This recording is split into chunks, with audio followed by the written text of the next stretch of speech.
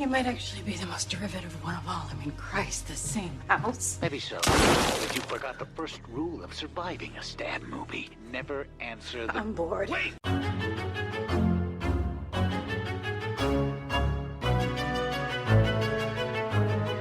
And welcome back to Horror Queers. We're talking, what is a sex crime? Not getting any. We're talking... I can't decide what came out better, that little straw up Kelly's nose or that dildo you've got shoved up her ass. And we're talking, my mom would kill me if she knew I took the Rover. And I'm Joe.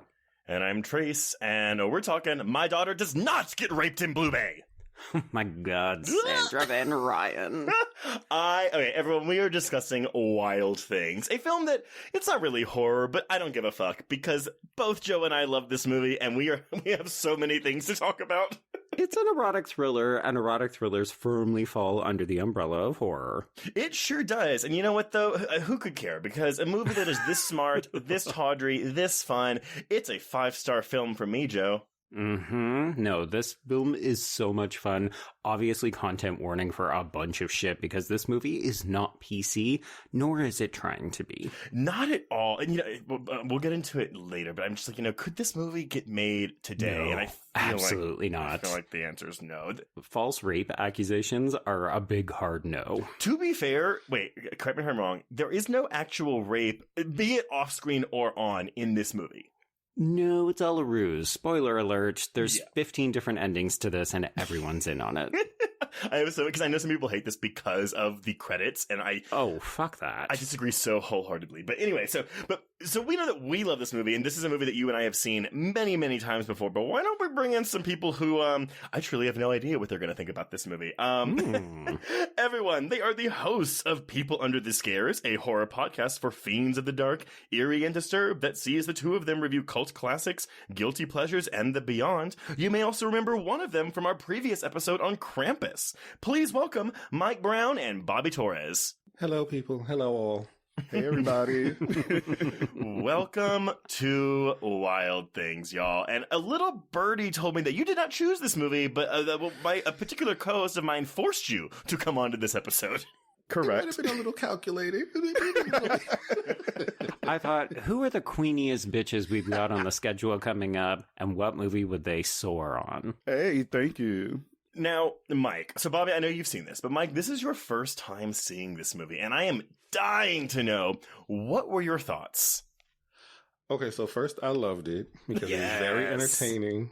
I really don't care if a movie's great or not, as long as I'm entertained. Mm-hmm. Okay. So that it gets a lot of points for that. I thought I knew where the movie was going at points, and then it just completely threw me off about halfway through, and then just continued to do so.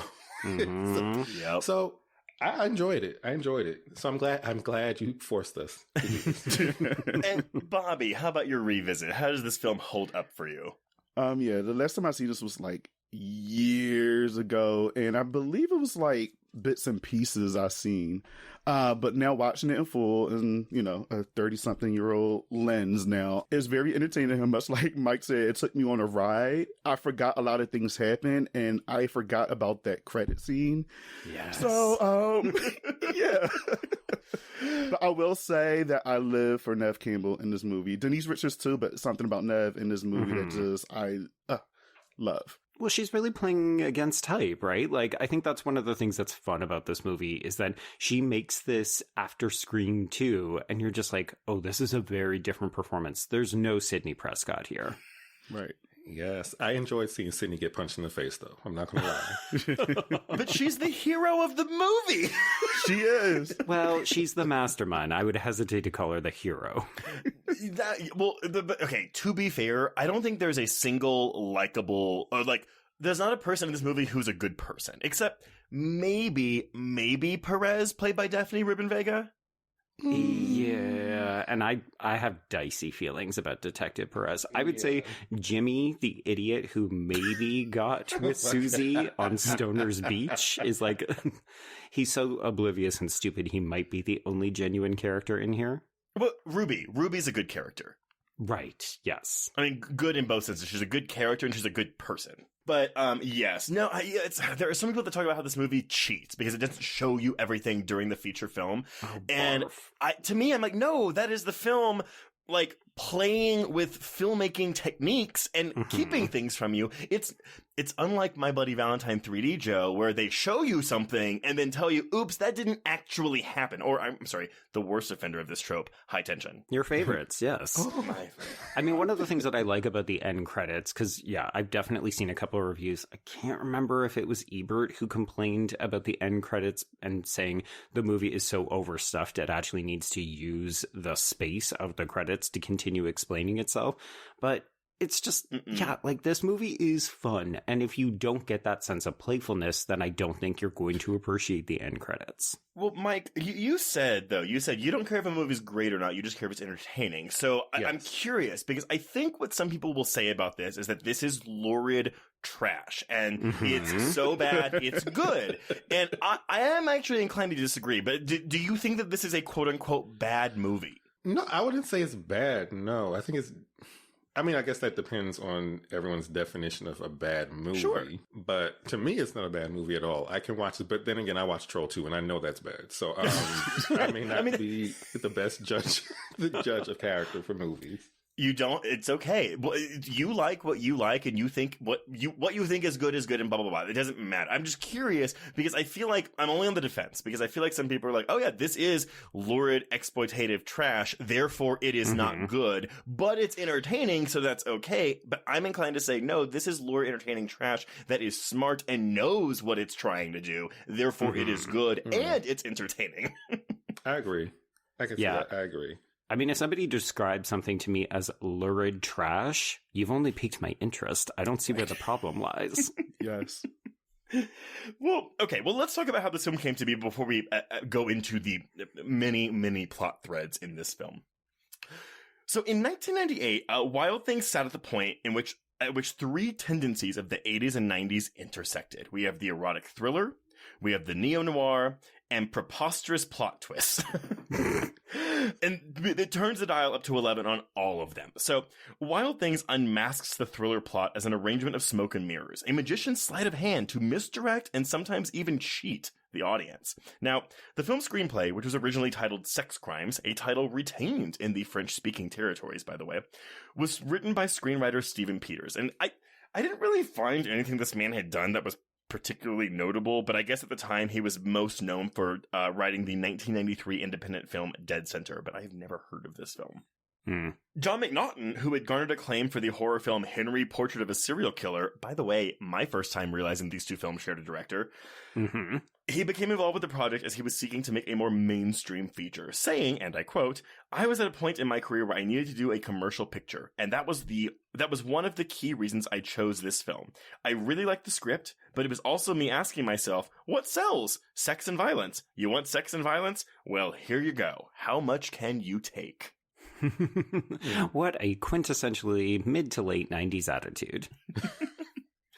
The screenplay wasn't like fully there. Like, again, they liked all the broad strokes, but they didn't think that Peters was very good at not that he wasn't very good, but they brought in Kem Nunn to do some rewrites on the script, and because Nunn was stronger on texture and character and place, so he just cleaned up his screenplay a bit, kind of like fine-tuning it. Although, I mean, I guess you could argue that the film is still a little messy. Yeah. But, actually, there was one thing that was changed from the original script of this film, but we will save that for later, or I will save that for later. Maybe something to do with the name of the podcast? Maybe a little bit. Well, one half of the name of the podcast, but yes. So when it comes to casting, again, not a ton of like details here, except for the role of Sam Lombardo, so the role played by Matt Dillon, was originally supposed to be Robert Downey Jr., but he was in the midst of some drug and alcohol issues. But the funny thing was that they were kind of like, it's okay, we can still use him. The problem was the insurance money became too expensive, and the production company even offered to put up some of the money, but there was just too many lawyers and insurance people and bond company people involved, so they couldn't make it work. So they had to quote unquote settle for Matt Dillon. It's interesting because when I heard that, I could definitely imagine Robert Downey Jr. doing this role, but I feel like Matt Dillon is actually a better choice because he's got that kind of carryover enthusiasm as like a kind of boy wonder, which I know Robert Downey Jr. also had, but I feel like at this point in their respective careers, like Matt Dillon can play the innocent dupe as well as the kind of conniving womanizer, whereas I think Robert Downey Jr. would have come in with maybe too much public baggage. I could see that.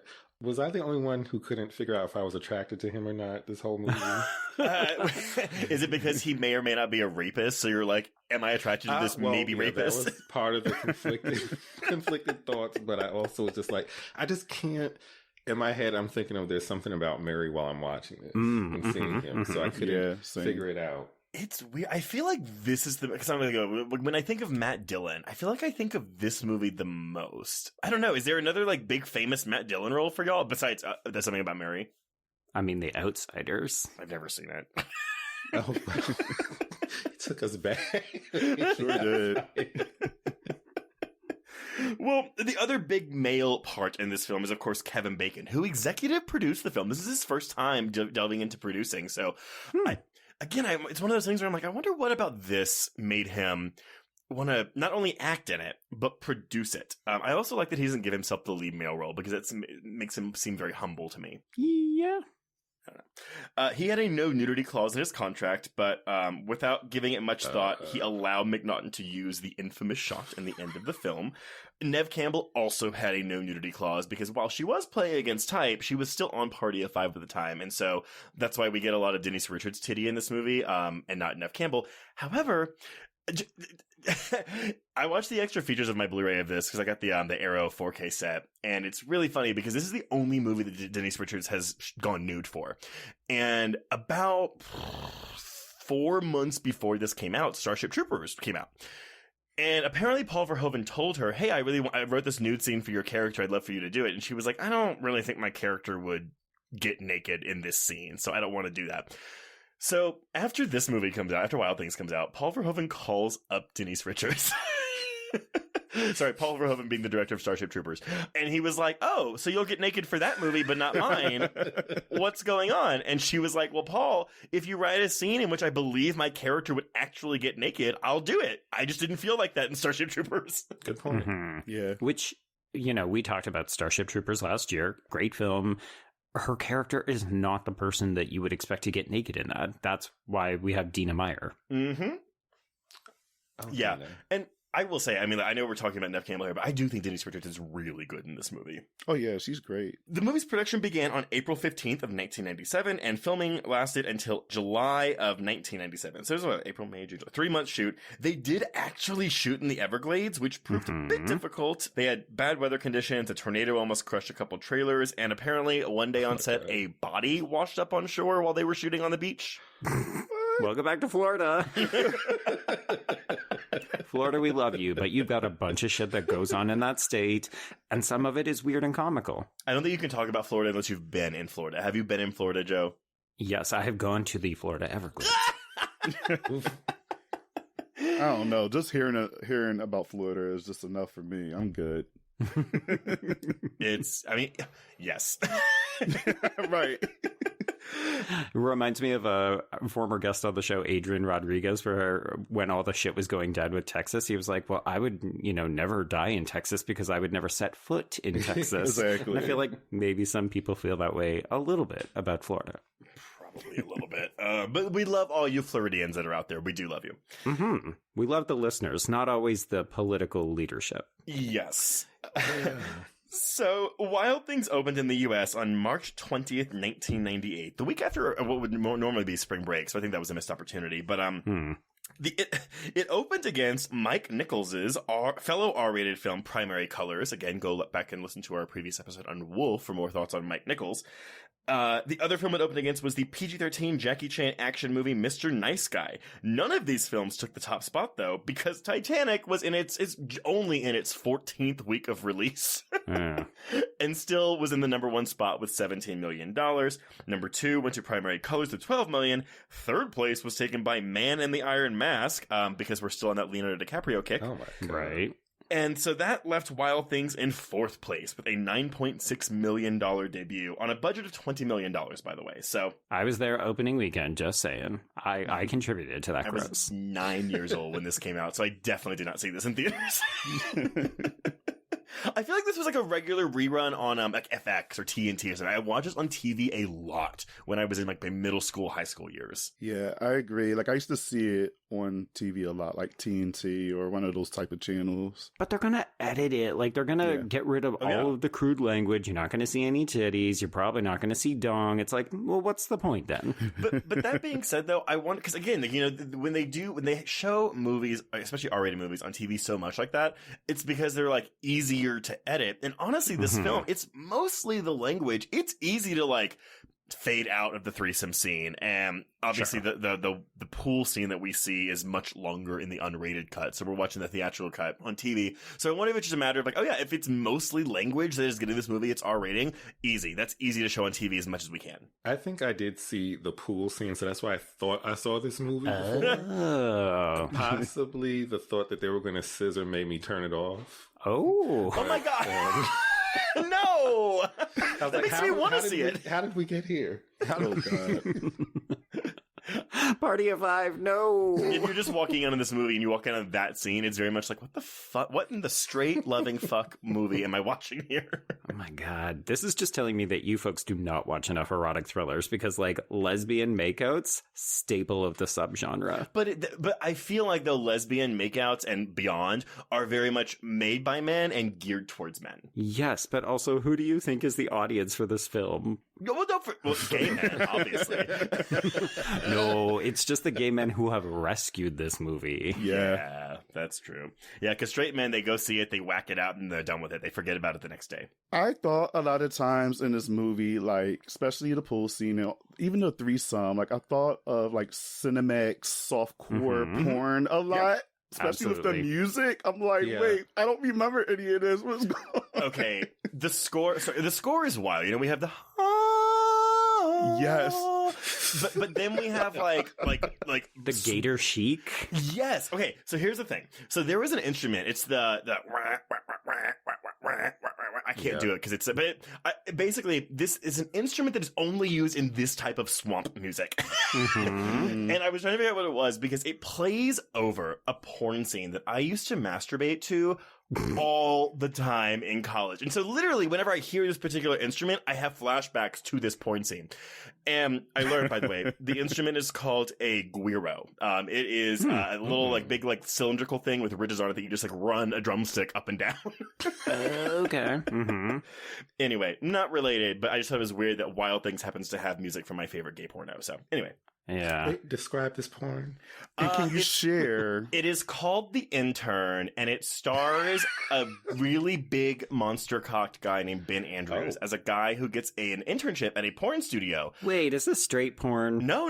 It's gay porn. It's gay porn. Okay. But basically, like, there's a whole scene where the assistant of the boss like accidentally spills coffee on him, and he's like, "Oh my god, let me come like dry it off for you." And while doing so, he sees his enormous cock, and then they fuck in like the cleaning room to this kind of music. Well, does he call it the gator? Yeah. Yes, we can call it the gator. I live. Anyway, everyone, go look up The Intern, Ben Andrews. Maybe it's Ben Anderson. I think it's Ben Andrews. Anyway. So Wild Things goes on to gross $30.1 million in the United States and Canada and $37.1 million internationally for a worldwide total of $67.2 million. Again, against that $20 million budget. I do think it made its money back in home video rentals, though, because this does seem like a movie that a lot of people would have rented on home video to in the secrecy of their own home. Which is how erotic thrillers thrive, man. They were created literally for video rental markets. Yeah. Critics mostly positive. We got a 63% on Rotten Tomatoes with an average score of 5.8 out of 10. Metacritic's a 52 out of 100. Letterboxd users have given it a 6.2 out of 10. And audiences polled by CinemaScore gave the film a C+, which how could you not walk out of this movie feeling so happy? I don't get it. What about audiences from Cinemax? What did they rate it? They stayed at home watching Cinemax. The answer, that is incorrect. The answer we were looking for is 4 out of 5 gators. Oh my god. That's really all I have, except to note that there are 3 sequels to this film, all direct-to-video. 2004's Wild Things 2, 2005's Wild Things Diamonds in the Rough, and 2010's Wild Things Foursome. Yep. Wow. Okay, I need to see who's in these movies. Oh, they're so bad. Like, have you seen them all, real Joe? Bad. I have seen 2. Okay, so apparently the sequels recycle most of the plot from the first film, Yep. including dialogue and direction, albeit with different actors, and all 3 films still take place in Blue Bay, as well as its high school and the Blue Bay Police Department. Yeah, it really, if anyone has seen the Cruel Intentions made-for-TV movie, which was meant to be a backdoor pilot for Amy Adams, it's similar to that. But yeah, so that's really it. I actually do want to watch these sequels just to see how bad they are, but... They're just boring because they don't have the outlandishness of this movie. Yeah. Well, all right, well, let's talk about how outlandish this movie is.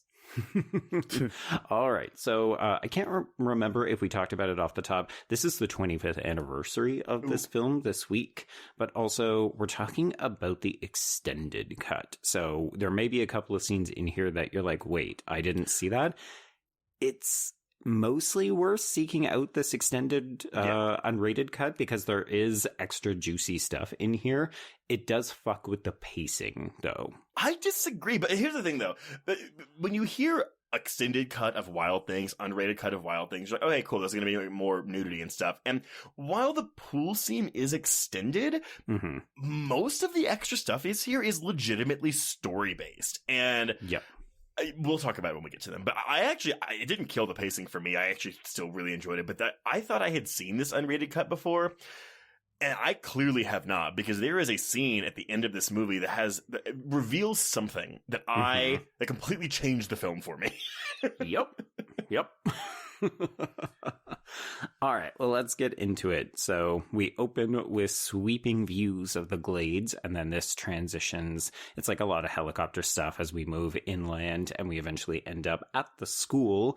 And the film opens with the point of view from Blue Bay guidance counselor Sam Lombardo, played by Matt Dillon, as he is walking to an assembly. And I would just like to shout out that I used to go to drunken cinema screenings here in Toronto. They still do them, but I don't go very often. But I got a drinking card. If folks play along with the audio commentary for our Valentine's episode on the Patreon, you'll hear us reference cards, and it's from that event that I used to do this. But the card that I drew for this movie was I had to take a shot every time the word Sam Lombardo was Oh my God. Yes. And I died. I've never failed so spectacularly at a drinking game. I think I got about 35 minutes in, and then I had to stop. So, Serena Whitney, good job on that card, because that nearly killed me. I think we should also point out, though, to give you an idea of the tone of this movie, the very first lines that we hear are just Denise Richards yelling "fuck off" to some guy. Yeah, so we're sitting down for an assembly that is all about sex crimes. So we're introducing detectives Ray Duquette, played by Kevin Bacon, as well as Detective Gloria Perez, played by Daphne Rubin Vega. And yeah, like, everybody's filing into this auditorium. This kid, Jimmy, tries to sit down next to Denise Richards, who is Kelly Van Ryan. And she just looks at him and goes, "Fuck off." It should also be noted that every female student that interacts with Matt Dillon also gives him, like, fuck eyes. So he's very popular on campus, and all of these female students want to jump on that creepy. D. It was very creepy. That's the other thing. So, Mike, when you were saying, were you spending time thinking if you were attracted to him or not? It's not just that he might be a rapist. He is 100% a statutory rapist. Yeah, he's getting down on this campus, for sure. So we're here to talk about sex crimes, and as soon as Ray Duquette gets introduced, Susie Toller, who is played by Neve Campbell, immediately walks out. And this is the first of the extended cutscenes. We transition outside, and we learn that Ray is actually the one who busted Susie for drug possession, and she serves 6 months on a first offense, which is really severe. Yeah. So do you think that this is okay to have this in here? Because this immediately clues you in that Susie might have motive to hurt Duquette. I mean, my dumb ass didn't pick up on it, so that just went right over my head. I mean, Susie is introduced, like, Neve Campbell is decked out in classic 90s. Ooh, she's an outcast, she's trouble. Like, she's got kind of like chunky Gale hair from Scream 2, but she's dressed like she could be one of the girls from The Craft or something like that, right? Yeah, just not the one she played, but yes. Or like Stokely. Yeah. From, The Faculty. Stokely, yes, there you go. There we go. That's a better comparison. Thank you. But I think too, though, because there is a gentle class critique in this film, and the film 100% plays on your expectations of what kind of person Susie is. You look at her, you're like, okay, that's white trash. She is less intelligent. She's not very good. She's not very smart. Blah blah blah. And the movie uses those expectations to its advantage. 100%. So the cops end up walking off after bidding Mr. Lombardo goodbye, and they're immediately aware of his reputation. I think they literally say the word pussy hound. Yep. And Detective Perez comments that he is cute and she would do him. I think she already did. They have sexual tension, and there's a scene later in the extended cut that suggests they would have been DTF, except for the fact that he gets called away. I don't know. I think maybe it's that she actually wants to fuck him, but she won't because she's a good cop. I think that's what it is. I got those vibes. One more day, it would have happened. So it's my last day before retirement, and then I can finally fuck Sam Lombardo. Take a shot. There you go. It's my last week on the job. I'm so tired of this shit. All I want to do is fuck Sam Lombardo. So, in case you don't know what kind of town Blue Bay is, Sam Lombardo teaches a sailing class to white students. Okay. Yeah. We don't only know if it's white students, although I'm pretty sure only white students go to Do school. you see a black student anywhere? That's the casting department's fault, sweetie. No, I think that's your class critique, Trace. Because he's spending a bunch of time talking about how he's kind of a salt of the earth guy, right? Yeah. Like, he claims that he paid his way through college giving sailing lessons, and he's telling this to Jimmy, who is played by Corey Pendergast, and he wants to be on the same level, right? Like, Jimmy aspires to be a Mr. Lombardo who worked his way up, and look at the plum position he has now, and he's drowning in pussy at this campus. I need to see everyone else there. I need to see why he is like the focal point for everyone's pussy, apparently.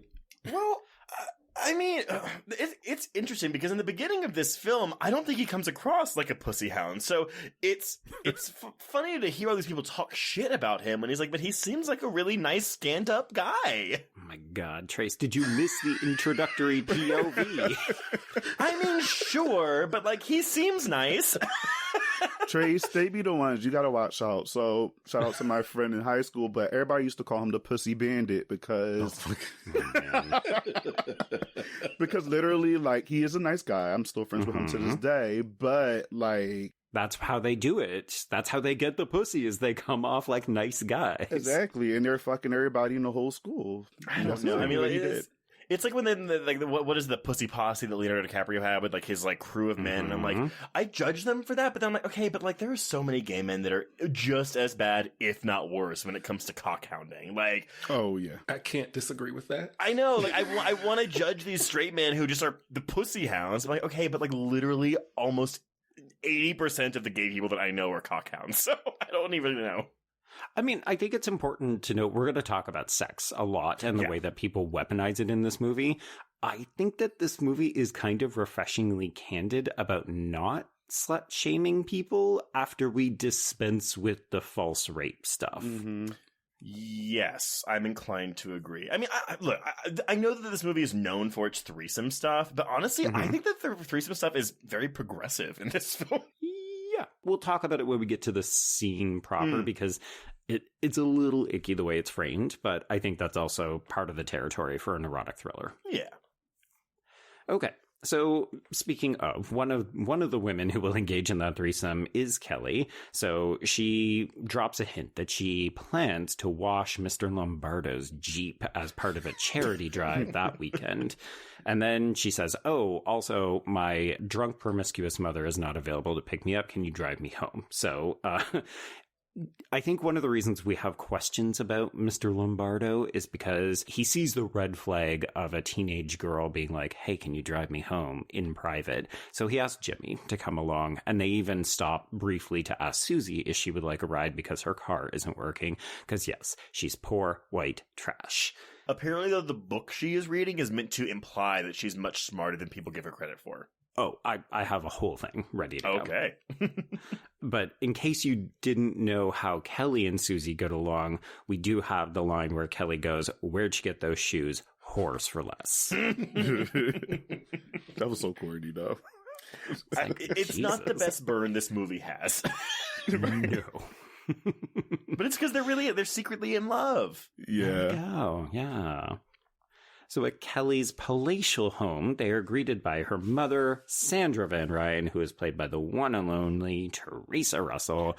She is introduced coming out onto the balcony in nothing but a swimsuit and making very broad, very obvious sexual overtures towards Sam.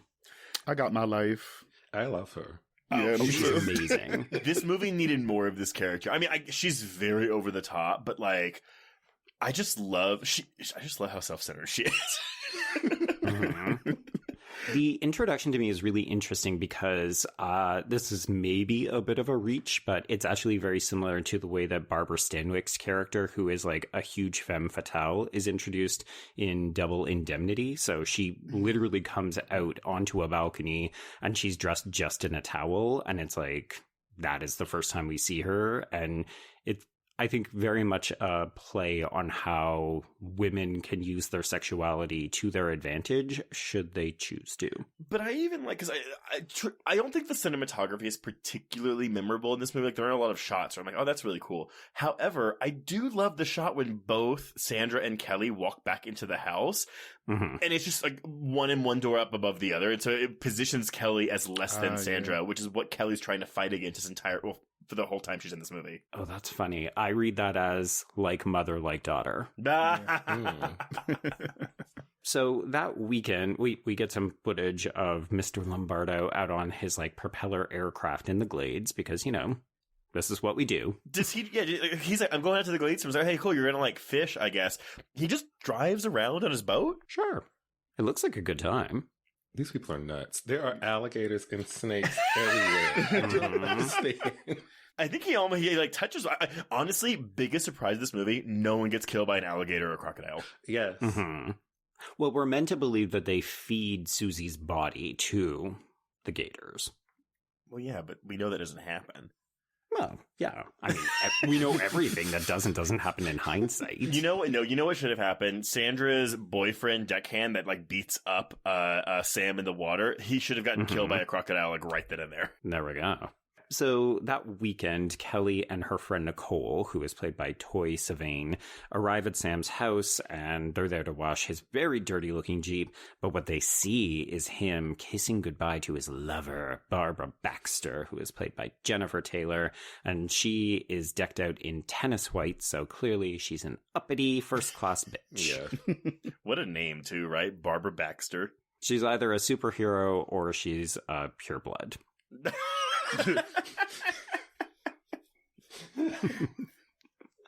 So, yes, after she leaves, we get this montage that's basically a wet t-shirt contest between the two girls. They get very wet and they're wearing very white clothes. So this is very much who is the film for? Anyone who appreciates the female body. I like watching these kind of scenes. I know I'm not I'm not sexually attracted to the female figure, but like I just love. I don't know. I just like watching eroticism, like be it male or female, in these kind of movies. Okay, so I had some conflicted moments within myself because the way Denise Richards kept looking at him and saying his name was like, I don't trust her already. Right. Yeah. But then with the following scene, I'm like, oh god. So now I'm like, okay, did it happen? Did it not happen? I don't know. But that's what I think is so fascinating, though, because this character is all over Sam Lombardo for the entire first act of this movie. And then the rape happens, which, of course, is intentionally kept off screen. I'm sorry, the rape, quote unquote, happens, which is intentionally, quote, happening off screen.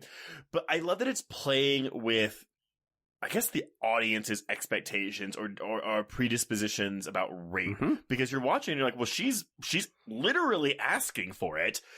And then she comes out saying she's raped. So it's like, okay, well, I mean, obviously it's still rape. He's still in the wrong here if it actually happened. But I love that the movie's kind of walking this tightrope of, ooh, who's in the wrong in this rape scenario? Yeah, and I guess that's a better way to play it than her coming off, I guess, oh God, not completely innocent. I can't think of a right phrase, but Naive? Yeah, in the sense that I would immediately think he did it versus me thinking, okay, did this happen or not happen?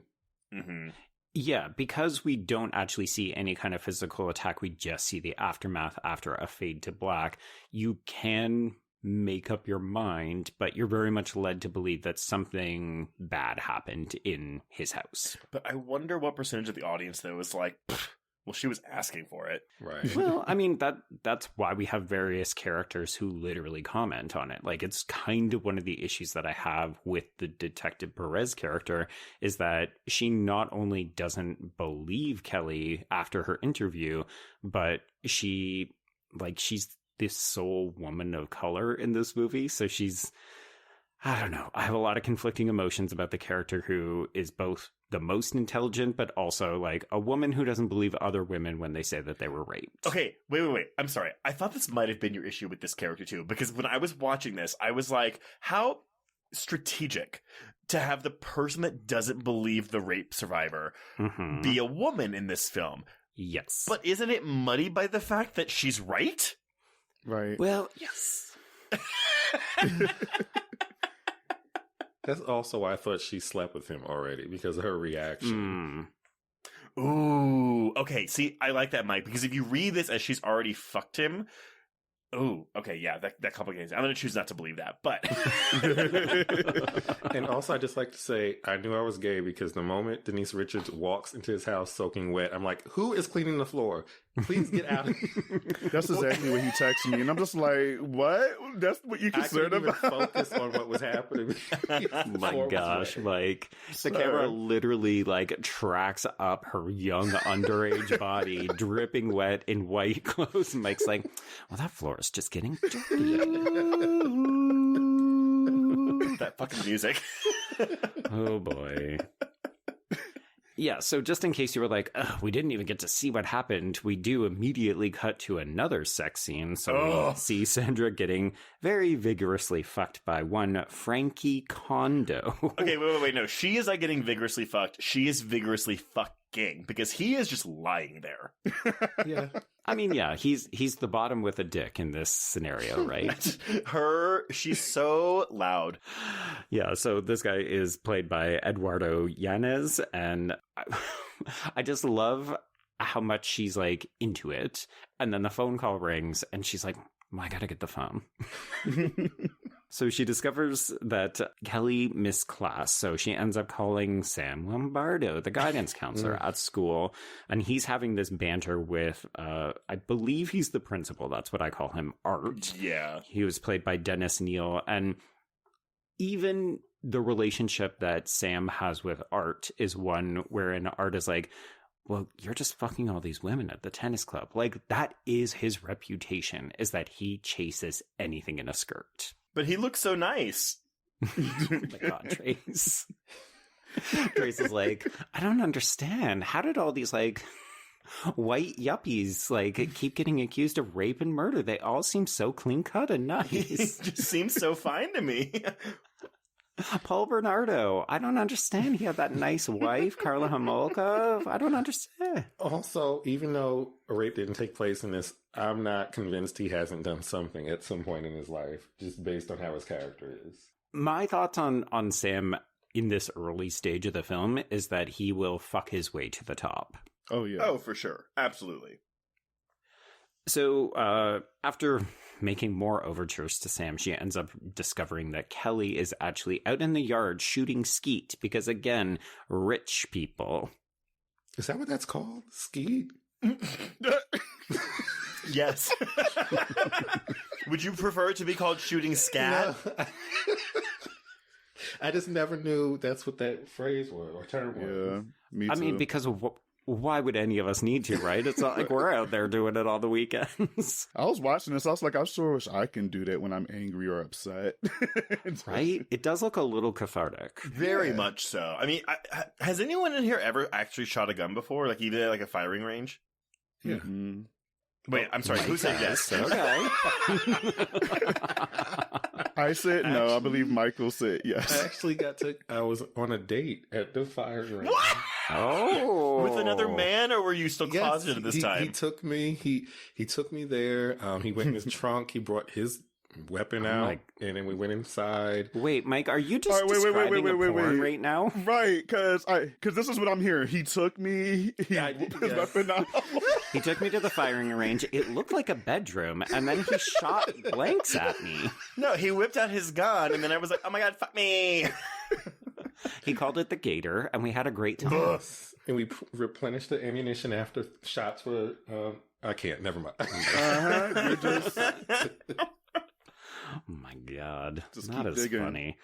I will say, whenever I see this scene, though, it immediately makes me think of her talking about the Lutheran Sister Gun Club in Drop Dead Gorgeous. 100%. Obviously, this film comes first. Mhm. So Sandra ends up asking Kelly, hey, why did you skip? And Kelly just starts tearing up. She mentions her dead father, who we learn has died by suicide. And Sandra's just like, well, he didn't have to go and kill himself. Okay, wait. I love so watching Teresa Russell during this. So she says, "I miss Dad," and she goes, "Ugh, Jesus," And she rolls her eyes. and then she's Mother like, of the year. But then she tries to like touch her hair, and she's like, "Well, I miss him too, sometimes." No, you don't. Well, he didn't have to go and kill himself, Kelly. Oh my god, blaming someone for dying by suicide. This woman is the fucking worst. But she's also the best. Oh, yeah. I mean, she's a hissably bad character, which makes her delightful to watch. Yes. she's a mood. I love it. Sidebar, if you want to see a legitimately great performance from her, she plays a female serial killer in a great movie from the 80s called Black Widow. Ooh. See, that, so again, because I know that she is known for things, at least at the time when this came out. It's, it's like, oh, we got Teresa Russell. I looked at her filmography and I have never heard of most of the films she has been in, which makes me feel terrible because I feel like I should know some of these films that she's been in. She was big in the day, but it would have been before you were sort of actively watching a lot of movies. Like, she was big in the 80s. Yeah. So she tries to console Kelly also by offering her a Valium. Of course. That's what rich people do. Right, yeah. And then this is when Kelly whispers that she was raped by Sam Lombardo. Wait, I should have laughed at that point. No, because the mom just goes, Sam Lombardo? Because she's like, why didn't he rape me? More or less. She's like, but he could have been diddling me like he used to. Why is he after my teenage daughter? But then we smash cut to the police interrogation, and she is just like, my daughter does not get raped in Blue Bay. How could that man do this to me? How could that man do this to me? Well, her teenage rape survivor daughter is literally in the room. It's like, oh my God, woman. But so here's the thing. This is meant to be funny, and it is very funny. And this is the aspect of it, though, where I'm like, this couldn't get made today. And I kind of lament that fact. I'm not saying I want to laugh at rape at all, but I'm just saying in the scenarios like this, I feel like would be judged so harshly today, and I just don't feel like they should. Yeah, I mean, it came off a little camp, so Yes. I think it's supposed to be that way, but of course, people would read that differently. So it would be a specific type of person who would watch it now. Yeah, you've got to be able to read this film's wavelength. This film is definitely campy. It is going for broad comedy. It is out to offend you. Like, I could see John Waters celebrating this movie. Oh, yes. Yeah. 100% yes. I actually thought about him while watching this, which is it's funny you said that. Yeah, like I could actually see swapping in John Waters instead of Bill Murray in this movie very easily. Oh my god, Joe, now I want that movie.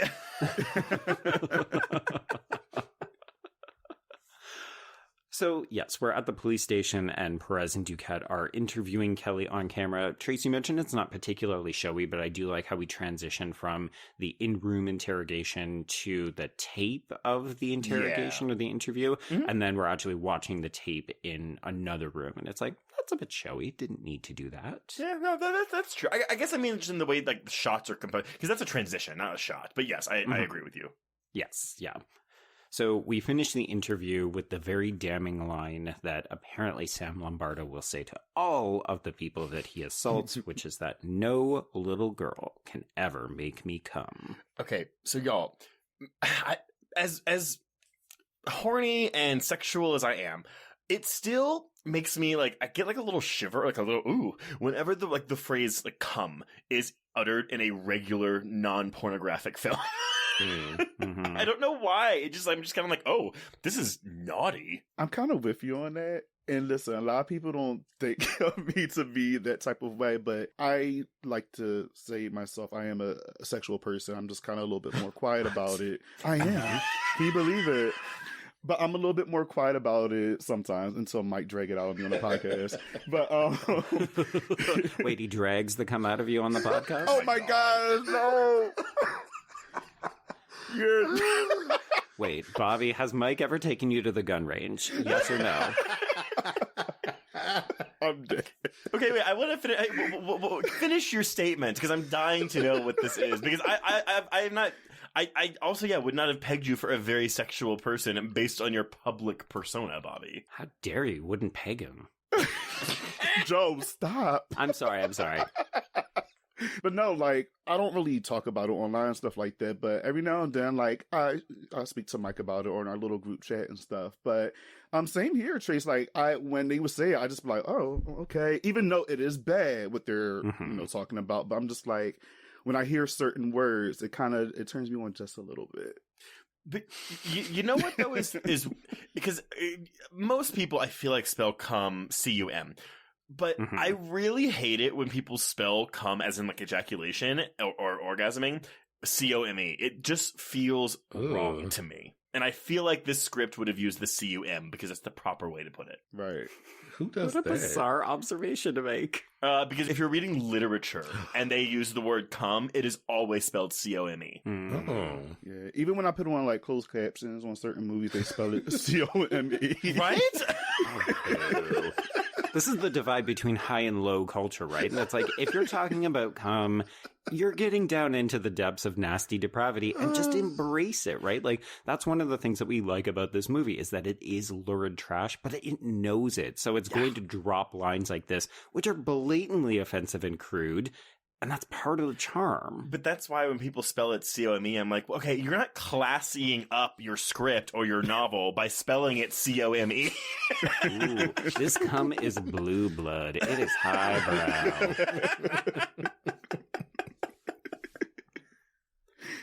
So as soon as Kelly is gone, this is when Perez questions the authenticity of her testimony.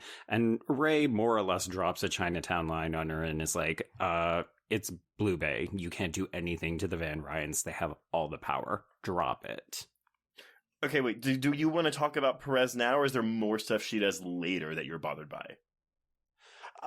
I just think she's a bit of a confusingly written character. Like, when you first see this film and you see this moment, Kelly is basically barely out the door before she's like, well, I don't believe her. And again, like, I'd actually be very interested to hear from our listeners of color. And, you know, Bobby and Mike, I'm not going to put you on... I'm not going to put you on the spot and be like, speak! Speak for all people of color right now.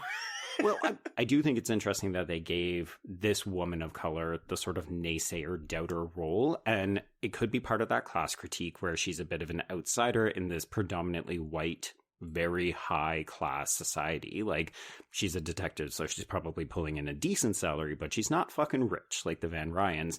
So I don't know if that's her sort of grading against the class and the privilege of saying, well, this is an uppity white bitch. It feels so quick where she's like, well, I just don't trust that girl. And it's like, a woman not believing another woman about a sexual assault. I think that's what it was. Rough. I think I don't know if it's intentional, but I think it maybe hits a little differently if a woman herself doesn't believe that this happened versus men, I would assume typically are immediately, because I'm low key, they probably have done something similar. But that's honestly, that's what kind of made it subversive to me. And I said strategic earlier, and I think it is still strategic to have the female character not believe the female rape survivor. But it's interesting that you bring up her color, because it's so funny. I didn't even think about her being a woman of color. I don't see color. Oh my God, Trace. I know. She was in the Heights. Yes, exactly. She was. That's a great movie, but I understand the complaints. No, but because I was so focused on her being the female character who was not believing the female rape survivor. I didn't even think about her color playing into that. Maybe that's because I'm white. But how would this scene have played if it was Duquette who didn't believe Kelly and Perez who believed her? Kind of typical. Yeah. Maybe. I think it would be more typical. You're right. And I'm not saying that discredits your opinion on Perez, by the way, Joe. I'm just saying that to me that would have made the film less subversive for me. I mean, but I also got to like being as though that she is a woman, like, and maybe she done this maybe a few, like, well, I'm sure more than a few times. She's probably able to read people, and she probably sensed about a way that was bullshit based on her. I'm not going to say performance, even though it was a performance. But it was a performance. It was. But like the way she was just acting, I'm not saying she was supposed to be dramatic, but she's just sitting there looking at her like maybe all the victims, and she's kind of a little bit more like, I don't know. Like, believable. It just doesn't seem believable. So I took it that way. I will say, too, and there's a article included in the booklet that comes with this Arrow 4K set. It's called Let's Twist Again, Sex, Murder, and the Late 20th Century Hollywood Thriller by Ann Bilson. But she goes on to talk about how the bad acting, quote unquote, in this movie, some of it is intentional. And specifically this performance that Denise Richards gives, because it is kind of over the top and melodramatic. Because she's a girl lying. She's lying. Yeah, she's not an actress in the movie. Yeah, I see that more in her quote-unquote performance on The Stand, where I may have wrote crocodile tears in my notes. But I do think you raise a really interesting point, Bobby, that I'll admit I hadn't considered, is that Perez literally works in a sex crimes like that is her role, along with Duquette. So you're right that it would make sense that she would be able to see through kind of fabrications. Yeah, like she's seen real trauma. She's probably maybe has experienced it as well. Also possible, yeah. I do think one of the other problems I have with the character overall is just she doesn't have a ton to do in this movie. So she has this naysayer role, and then she gets to kind of be the smartest person in the room who cleans up after all of these other wackadoodles murdering each other. And she gets a couple of reveals at the end, but she feels like the person who just connects the dots for the audience. And I wish she was a bit more of a character. I agree, and I think my biggest issue with the character is that in the end, when Ruby is telling her all this stuff that Duquette has done, and I'm like, you didn't know this about your own fucking partner? Like, what? We just know he's dirty. Yeah, so she's not smart in that regard, but maybe they have a really strict, like, professional, personal life balance. Maybe. So Art then informs Sam of the allegations. So Sandra Van Ryan has been contacting everybody trying to get him fired. And Sam laments that he is innocent and that this is going to tarnish his entire career. This is particularly challenging. I'll confess I can't remember how it played back in the mid to late 90s. But especially now where we've seen a bunch of people who are very clearly rapists and have gotten away with it in the court of public opinion or because they have rich parents. Like, this is tough because Sam is also our de facto protagonist. Like, a lot of the first third of the movie is from his point of view. Like, we're literally introduced into the movie from his point of view. I mean, honestly, this may be some minimalist, but it boils down to, for me, how does this movie play in a post-Me Too world? So I don't really have more to say than that, actually. I'm more like ruminating or pondering, speculating this idea. Oh, for sure. Yeah. And obviously the way that we receive films and how we discuss them changes as time progresses. Like, this movie was always rude and lewd, but I don't think that the sexual assault stuff, like I don't want to say it went down easier, but the twists made it more palatable, I think, back in the 90s.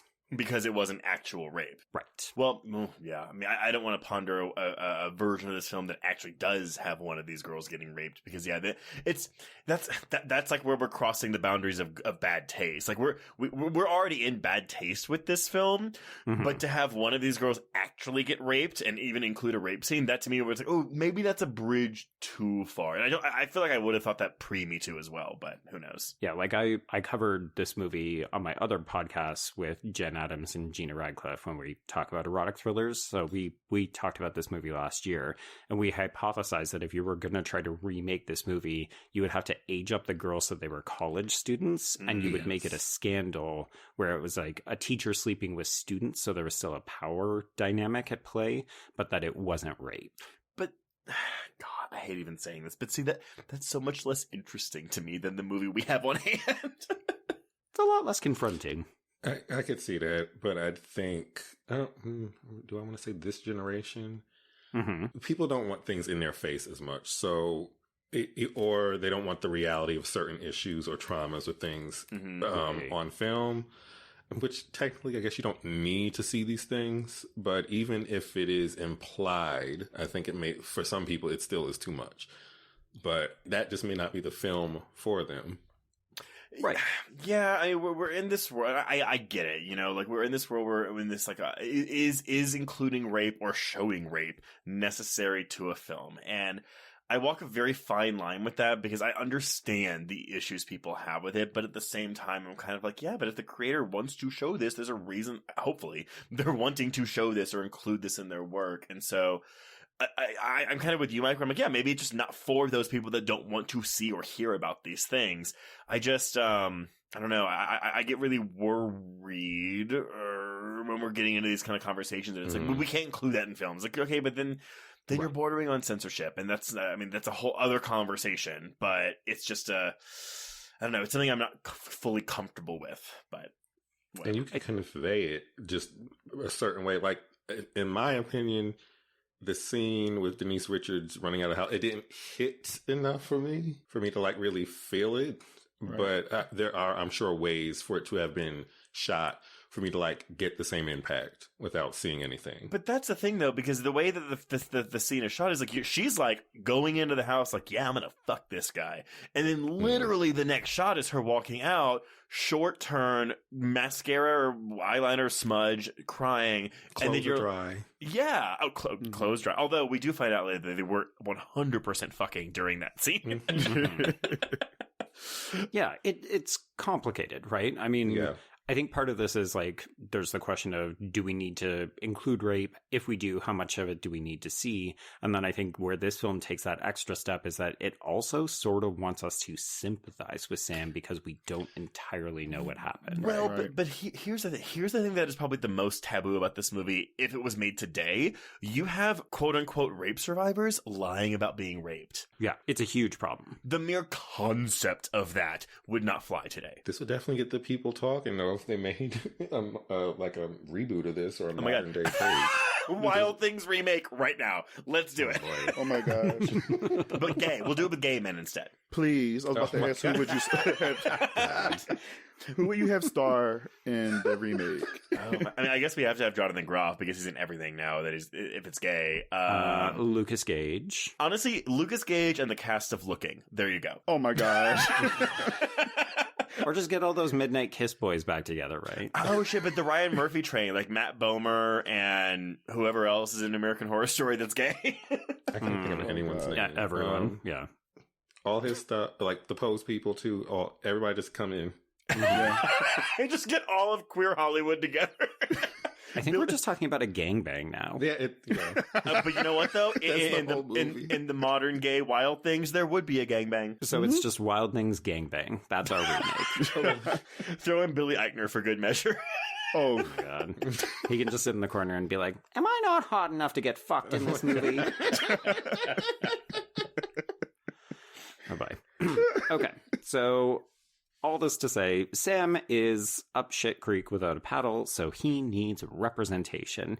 Enter attorney Ken Bowden, who is played by Bill Murray, and everything you need to know about this character is visually represented by the fact that he wears a neck brace for insurance purposes only. It's this is like just unique to me, but there is his assistant lady, his secretary. There's a part later in the film where he tells her to do something, and she just goes, because his name is Bowden, but she just goes, "Okay, Mr. Bowden," and that line delivery lives rent free in my brain, and I swear to God, I think about it at least once a week. Okay, Mr. Bowden. Well, it's weird because we're not really doing a ton of accent work in this movie, but I actually had to check the cast list on both IMDb and Wikipedia because some people say Sandra Van Ryan and other people say Sandra Van Ryan. And I'm like, is it just a rich person thing? Oh, so the low class people say Sandra? I think I would say Sandra. Everyone would say Sandra. No, I actually have a cousin, and that's the debate. Like, it's actually Sandra. That's how you pronounce. Sandra. But some people call Rich Bobby. Like, No! let's back up a little bit. No, far from it. So what we're saying is Bobby is secretly rich and secretly very horny. Right? No, that's how she pronounces Sandra, unless she's been lying to us, all our lives. But yeah, Sandra, and some people say Sandra. I could just hear someone. No, it's Sandra. Like, Yes. Like there's two A's.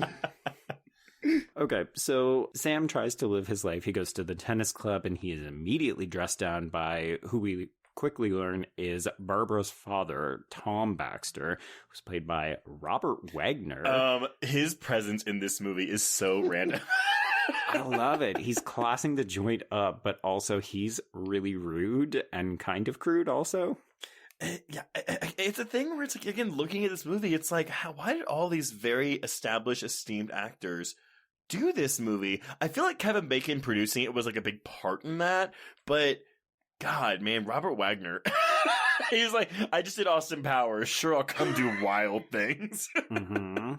I love the idea of all these people just kind of saying, you know what? Yeah, I'll slum it up in this dark comedy trash masterpiece. Like, absolutely. But that's the thing, though, is like, my production history wasn't very long because there wasn't a lot of dirt on this movie because everyone had a good time making this movie. Except for that body that washed up. Yeah. Yeah, but they weren't in the film.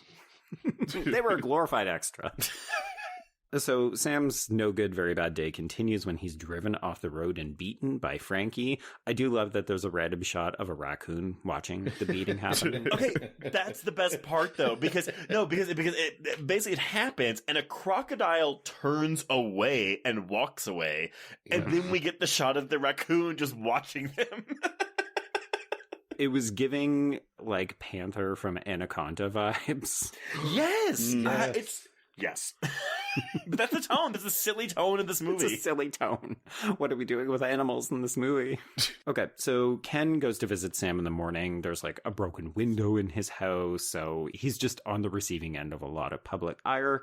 And he fills Sam in about the details of Kelly's breakdown after her father's suicide. So she does have a bit of a quote-unquote troubled past, but the police aren't looking at her. They're more interested in exploring Sam's relationships to other students. So this is where we transition over to Duquette and Perez. They are speaking to Ruby, who is played by Carrie Snodgrass, over at the trailer park. So yes, we're really slumming it in the low-class part of town. And they're there to talk to Susie, who is passing the time reading Louis Ferdinand Celine's book, Death on the Installment Plan, or Death on Credit, if you look it up online. And folks, tell me if any of this sounds familiar. So it's about a character who goes on a bunch of travels, but the action is not continuous, but goes back in time to earlier memories and often moves into fantasy, especially in the main character Ferdinand's sexual escapades. The style becomes deliberately rougher and sentences become terser to emulate everyday Parisian tragedies, including the stories of families whose destiny is governed by their own stupidity, malice, lust, and greed. Joe, I don't know what you just said. Basically, the book that she's reading is a metaphor for the movie that we're watching. Oh, okay. Wait, I'm sorry, Mike and Bobby, do you understand what he just said? I was on the ride, and then I was just like, oh. I mean, you could argue that she gets the plan from this book, is what I'm suggesting. Oh, okay. Yeah, but except she came up with the plan like almost a year ago. Well, she's rereading to brush up on it and make sure. What do I do after this? Flip to page 100. But yes, in case you have not seen this movie, Susie is the mastermind of this entire goddamn movie. It's interesting watching her talk to Kevin Bacon and In the Heights. I can't remember people's names. Daphne Rubin Vega. Daphne, thank you. Or just Perez. Okay, wait. Mike, before you continue, I just have to say that yes, Daphne Rubin Vega was in The Heights, but just 2 years prior to this movie, she was making a name for herself being the original Mimi in the Broadway production of Rent. Oh. That's what got her famous, and that's why she's in this movie. She's theater chops. wow. Yeah. Anyway, sorry, continue your thought. No, I was gonna say Susie's. You can kind of tell after you find out the twists and everything that she's been working on it because she almost lies in a believable way, whereas Kelly's, it's very hard for me to believe the way she's telling or remembering her story. Well, but it's because she's a rich girl. She's never had to lie to survive. Susie, absolutely. Susie, like this, it's that street smarts thing, right? Like but she's also, has that 200 plus IQ. But I'm curious, do y'all think that Susie genuinely likes Kelly, like wants to be with her? No. See, okay, I thought that too. However, there's that line, whatever. It's at the end of the movie. I'm sorry. I'll wait. Teaser for the future. Yes. Also, the scene reminded me of when she was getting in an argument with Billy Loomis in Scream 1 after he got arrested. It was like, this is the same points, the same acting. Let me turn my head away and act upset and then run away. Like, yeah. Okay, but like when they barge in on her, she's like, oh God, you scared me. What if someone was trying to strangle me or fuck me in the ass? I love that this movie presupposes that the worst possible thing is that she could be getting murdered or fucked in the ass. Yes. I mean, I guess it would be raped in the ass at that point. So yes. God, Trace. Also, Mike, I did have the same thought because obviously this is very close proximity to her Scream performances, but she doesn't have a neck crimp in this movie. So that's how you tell the performance apart. Oh my God. I was waiting for it, Joe. I was waiting. I was looking. I was looking. So Susie reveals on this walk with the two police detectives that, yes, she was also raped by Sam 1 year before, and she has the identical line that he finished with. So now, all of a sudden, we have both cause, motivation, a pattern, and it's whatever. not the exact same line, though, because... It's not. It's very close. Her line is, no little bitch could ever make me come, whereas Kelly's is, no little girl could ever make me come. And it makes me wonder... That's the class critique, Trace. Well, but that's where I was like, okay, well, did someone make a mistake and get the line wrong, or did they intentionally say the lines differently? I think it's meant to make you question if you're paying close attention, like, oh, it's close, but it's not quite right. Right.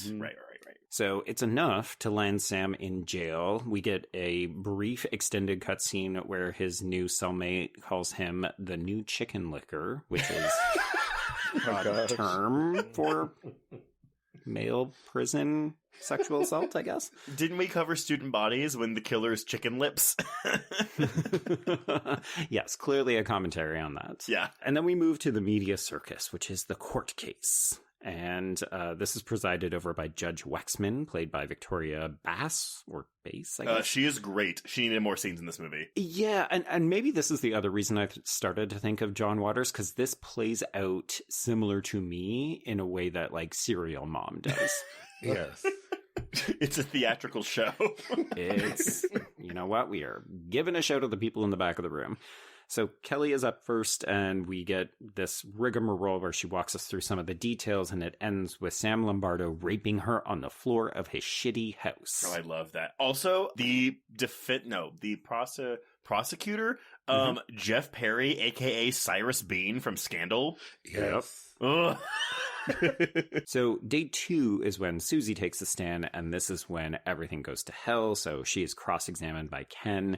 He outlines that she has this long-standing friendship with Sam, where every time she got into trouble, she would call him, including a time after the alleged rape, which is kind of damning. So Ken connects all these dots, suggests that, oh, well, when Sam wasn't there, when you got thrown into juvie for 6 months for that drug possession charge, you got mad at him. This is you lashing back out. And she basically cracks immediately. She says it was Kelly's plan because Kelly is in love with Sam and she was pissed that he was fucking her mom. And Kelly throws a glass at the stand and calls her a skanky bitch. Okay.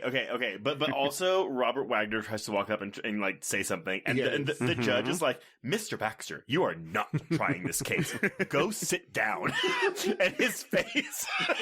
Ooh, crushed his dreams real Like quick. he really thought he could go up there and do that. But also when Denise Richards, when the bailiff is carrying her away, she's like, do you know who I am? I'm going to have you fired on Monday. On Monday. This is a scene I thought, okay, something is fishy. This is way too over the top. And the Susie character cracked way too quick. So Right? like, something isn't right. Wait, what did you think was going on, Mike? At this point, do you remember what you thought was going on? I thought, okay, so I already didn't trust Denise Richards, so I thought something's off with her. I don't know what, but something is off. And then her overreaction in this moment was like a little It's a red flag. Yeah. Susie cracking so quickly because she seems like such a tough bitch. So for her to like break down like that and immediately give them up, I wasn't really buying that. And also I was like, I checked the timestamp and I was like, okay, there's like half the movie left. So something Clearly something else going on. What if the movie just ended? The rest of the movie is just Sam doing community like service, like cleaning up in the Everglades. Yes, so indeed there is something more going on. So Ken outlines to Sam that they've now got this slam dunk case. They're going to go back and get a bunch of money from Sandra Van Ryan, and Kelly is going to be in big trouble because now she's been caught perjuring herself on the stand. So Sandra does eventually settle. We get them signing all the legal documents in Ken's office. Okay, Mr. Bowden. I mean, the joke about how shitty his office is, it's in a strip mall. He's got a divider that doesn't reach the ceiling, so he can just yell to the receptionist. It's great. It's all good stuff. And then at school, Sam, because he's now gotten this big payout, but also his reputation is still tarnished, he ends up quitting, and Kelly publicly smashes his teaching award and then screams at him that he's being paid off with her trust fund money. So here's the part that was a little confusing to me with their plan. I'm like, so she perjured herself, but they automatically knew that they'd be able to get her off somehow. Well, but who sues the person when they're perjuring? Is it the state, or does like the person that they're like? Would Sam have to sue her for perjury? I think the state would be able to have a case against her, but the idea is that the Van Ryans have so much money and influence that they could make it go away. Yeah, I think the case in this is just that, she perjured herself, so they have no chance to win back any money, but they have enough money to get out of any future lawsuits. Okay. Sure. Yeah. None of us are rich, so we don't know these things. Can we have some rich listeners write in and tell us, when you perjure yourself on the stand, how do you get out of it? Yeah, I feel like I would have just been dragged into the jailhouse right after that. So sure. We just could take it straight to the chair. I would like to think that at least one famous person listens to our podcast. We just don't know about it. Jinx, if you're listening, tell us when you perjured yourself. How did you get it? Jinx was on the show. That doesn't count. Okay. So that night at his shitty hotel, because yes, Sam has lost his house in all of this. So even though he's rich now, everything is still ruined for him. But then when he goes into his shitty motel room, lo and behold, the ruse is revealed. Both Kelly and Susie are in on the plan, and then we get our infamous threesome. Okay, wait, Mike, what were your thoughts when this happened? Mike, take us through the breakdown. Did you get a slight erection, or were you just like, no, it's not working for me? I wouldn't say that. I was trying because I was like, okay, he's what? I can see that he's attractive, but I could not get there. Well, there's no nudity from Matt Dillon, which is very disappointing for me in this film. I will say, though, the funniest part of this threesome to me is that Neve Campbell, because has anyone here had a threesome, if you're comfortable admitting that? I have not, unfortunately. Okay, Bobby, your silence is deafening. So here's the thing. I haven't. I'm joking. Okay, well, here's the thing. As the only person in this room that has had a threesome, or I guess an orgy of any kind, by the way, y'all go out and have fun. But it is absolutely possible, yes, to leave someone out. So you need to make sure you include everyone. But I love that Neve Campbell's contribution to this threesome. It's like a back rub. It's a back rub, and to pour champagne all over Denise Richards' titties. Like, that's gonna get sticky later. Oh, Trace's favorite. It's a waste of good champagne. Although I will say, because I read somewhere that Denise Richards, I guess she had, before filming this, she had just had a breast job correction because she had a boob job when she was 19 that I guess was not done right. So right before shooting this, she had the correction on the implants done. I will say her tits look great in this scene. Did. And as much as I hate the champagne running down them, it does look aesthetically pleasing. Oh, sure. If you're a breast person, it's like, this scene is going to do it for you. Yeah. The contrast between her titties being all out and Neve Campbell's back just being shown and standing there, I was like, this seems, maybe that's why I didn't get an erection. It just didn't work. But there's no actual sex in this scene. So we say it's a threesome, but there's no penetration. Like that, we it's see a lot of touching. It's a lot, yeah. It's a lot. Which in 1998, for a theatrically released studio film, this was very risque. But at the end of the day, this is not a sex scene. No, You know what? it's a sex scene. It's just, it's not like it's a foreplay scene. sex scene. Yeah. It's a foreplay scene. Yeah, I don't see it as a sex scene because again, you don't even see the insinuation of sex. You know, it's just more rubbing and touching and champagne running. It's not like really. You know what? You're both right. It probably ended right after we fade to black. It's like they touch each other's backs and then they called it a night. It is the lead in to a sex scene that we are not privy to see. As a member of the side community, I would like to say rubbing, heavy petting, and all that does count. So I would say it's a sex scene. Oh. Yeah. Thank you for mentioning that you're a side, Mike. I didn't know that, but that's a term that's real. No. I mean, why would I know that? Education moment. Here we go. But no, because it's a term that I learned like 2 years ago. But I like it because I feel like so much of the gay male community is so like they're so like, oh, are you a top or a bottom? And like, when do you want to fuck me in the ass, or when can I fuck you in the ass? And it's like, well, you don't have to always do that. You can do other things. We just ate Boston Market. Like, I don't think either of them. That's not happening. Girl, TMI. So we could do something else. Hey, bottoming takes a lot of prep work, and sometimes it's just not right to do it. It does. Exactly. That's why we have toys, or, it's just a whole lot of things you can do. You've got theater tickets and you've got 20 minutes, so you need to make the time. Okay, wait, noted bottoms. So do you if you think you're going to get fucked at the end of the night, then do you plan your day, your meals of the day around when you're getting fucked? I've done that when I have, and then I got extremely annoyed. I remember one time this guy, who's a fuck buddy of mine, and he flaked. I was furious. And hangry. This is when you're like, yeah, I'm going to go carb load, you fucking asshole. I didn't eat all day. See, no, I'm not compromising on my lifestyle so that I can have like some, no. Oh, it was good though. It was. Wait, the meal or the dick? Yeah, which one? The dick was good. Mike is like, I regret coming on your R-rated podcast. It tasted good, or the actions it was doing was good? The actions. Like, so if okay, how could I explain this? The experience with him, I can understand why people like bottoming, but usually I don't have that kind of experience when I am.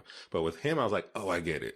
Okay, I get it. Oh, good for you. That's good. That's good. Right. And when you came, was it come with an OME or was it with a UM? Oh, it was a UM. I was loud. His apparently his cousin was in the other room and heard us. But yes. Oh, it was CUM. No, it's CUUUUUUUUUM.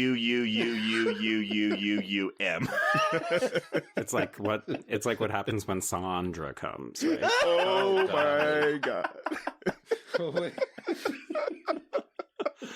Okay. So one final observation I do have to make about this side scene is that Kelly is so deliberately costumed like an underage girl. It's very uncomfortable. Oh, yeah. Like she's giving off schoolgirl energies with these patent leather shoes and like the dainty little underwear.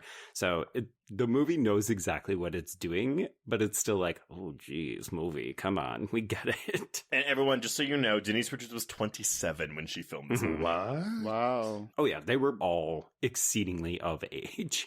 Yeah, I think Campbell was like 23 or 24, but either way, it's a thing where it doesn't even matter that they're grown-ass adults playing teenagers in this movie, because whatever. It'd be grosser if they were actually teenagers. I feel like today we actually are casting like 17, 18, 19-year-olds as 17-year-olds, which is good, except for a movie like this. Yeah, I mean, like when you watch things like Euphoria, and you're kind of like, okay, I want to age check all of these actors because these simulated sex scenes are Gossip Girl for real.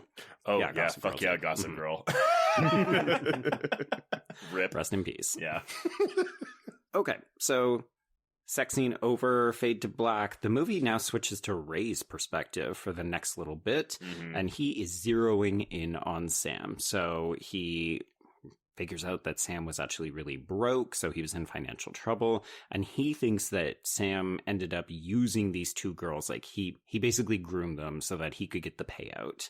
So he begins tailing Sam, and he's questioning Kelly about the success rate of how do threesomes survive, and this is all happening after she climbs out of the pool in a slow motion in a blue bikini. I was gonna say Ray's a really good cop, but then I'm like, oh wait, no, he knows all of this already because he's fucking in on the whole goddamn thing. Yeah, this is another performance. I'm a little mad at him because he had me go on a whole roller coaster for no reason almost. I remember just thinking, like, Kevin Bacon is so good at playing this kind of asshole that you just think he's maybe a dirty cop, but he seems more lecherous than anything. Yes. Okay, so the next stop that Ray makes is he goes to visit Susie in the swamps, and he is fully physically threatening her. So he's speaking to Kelly at the poolside in the middle of the day with witnesses. He goes to Susie at night where there are no witnesses. He's actually touching her. And we do get a name drop of a character named Davy, who she knows who has died, and we'll get a bit more context for that in the future. He also reveals that Sam has deposited the money and purchased a very large sailboat. And deposited it in an offshore bank account. Which is code for, like... Where else would you deposit it? Code for rich people's things. God, I want an offshore bank account. That'd be great.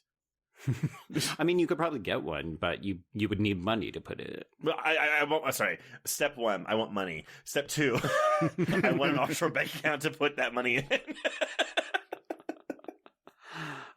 Goals. Hashtag goals. Yeah.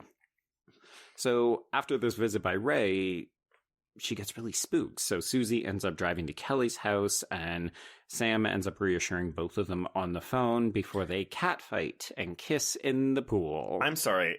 I've seen this movie many times. I have never paid attention to the size of the pool phone that Kelly uses, which is oh my God, an enormous yellow brick.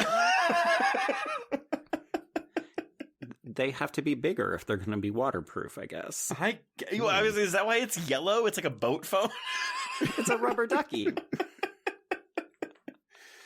I mean, I think a part of me laughs because I wonder if they made the prop, or they found the biggest prop they could, so that they could make sure we knew that both girls were listening to it. I guess. I mean, I think it's stupid if that's the case, but I could imagine. Or it's just 1998 and that's what pool phones look like. Maybe. I'm going to do some research after this. 1998 pool phone. Yes. Oh, God. I mean, sometimes you see people talking on cell phones, more so in the late 80s, early 90s when it was still a novelty. But yeah, it looks like they are handling a backpack or a brick. They're so big. Okay, so Ray has captured all of these pool shenanigans. Do we have any commentary on this? One for me, his face when they start making out is priceless. This is Oscar-worthy Kevin Bacon acting when he sees them making out. And I also love that we get the word cunt when Denise Richards calls her a stupid cunt. This is when I text Mike and I said I was cracking because she was just beating her ass in that pool and called her a stupid cunt. And I'm just like, oh my gosh. And then girls. She also is like, are you R-word, or are you just sick from inhaling all the swamp fumes? Yeah. And now your finger's in my mouth. Okay. yeah, Also, this scene is hotter than the threesome scene. it is. Oh, yes, It is. by far. It is. It's very erotic and very sexy. And maybe for Okay, me, showgirl.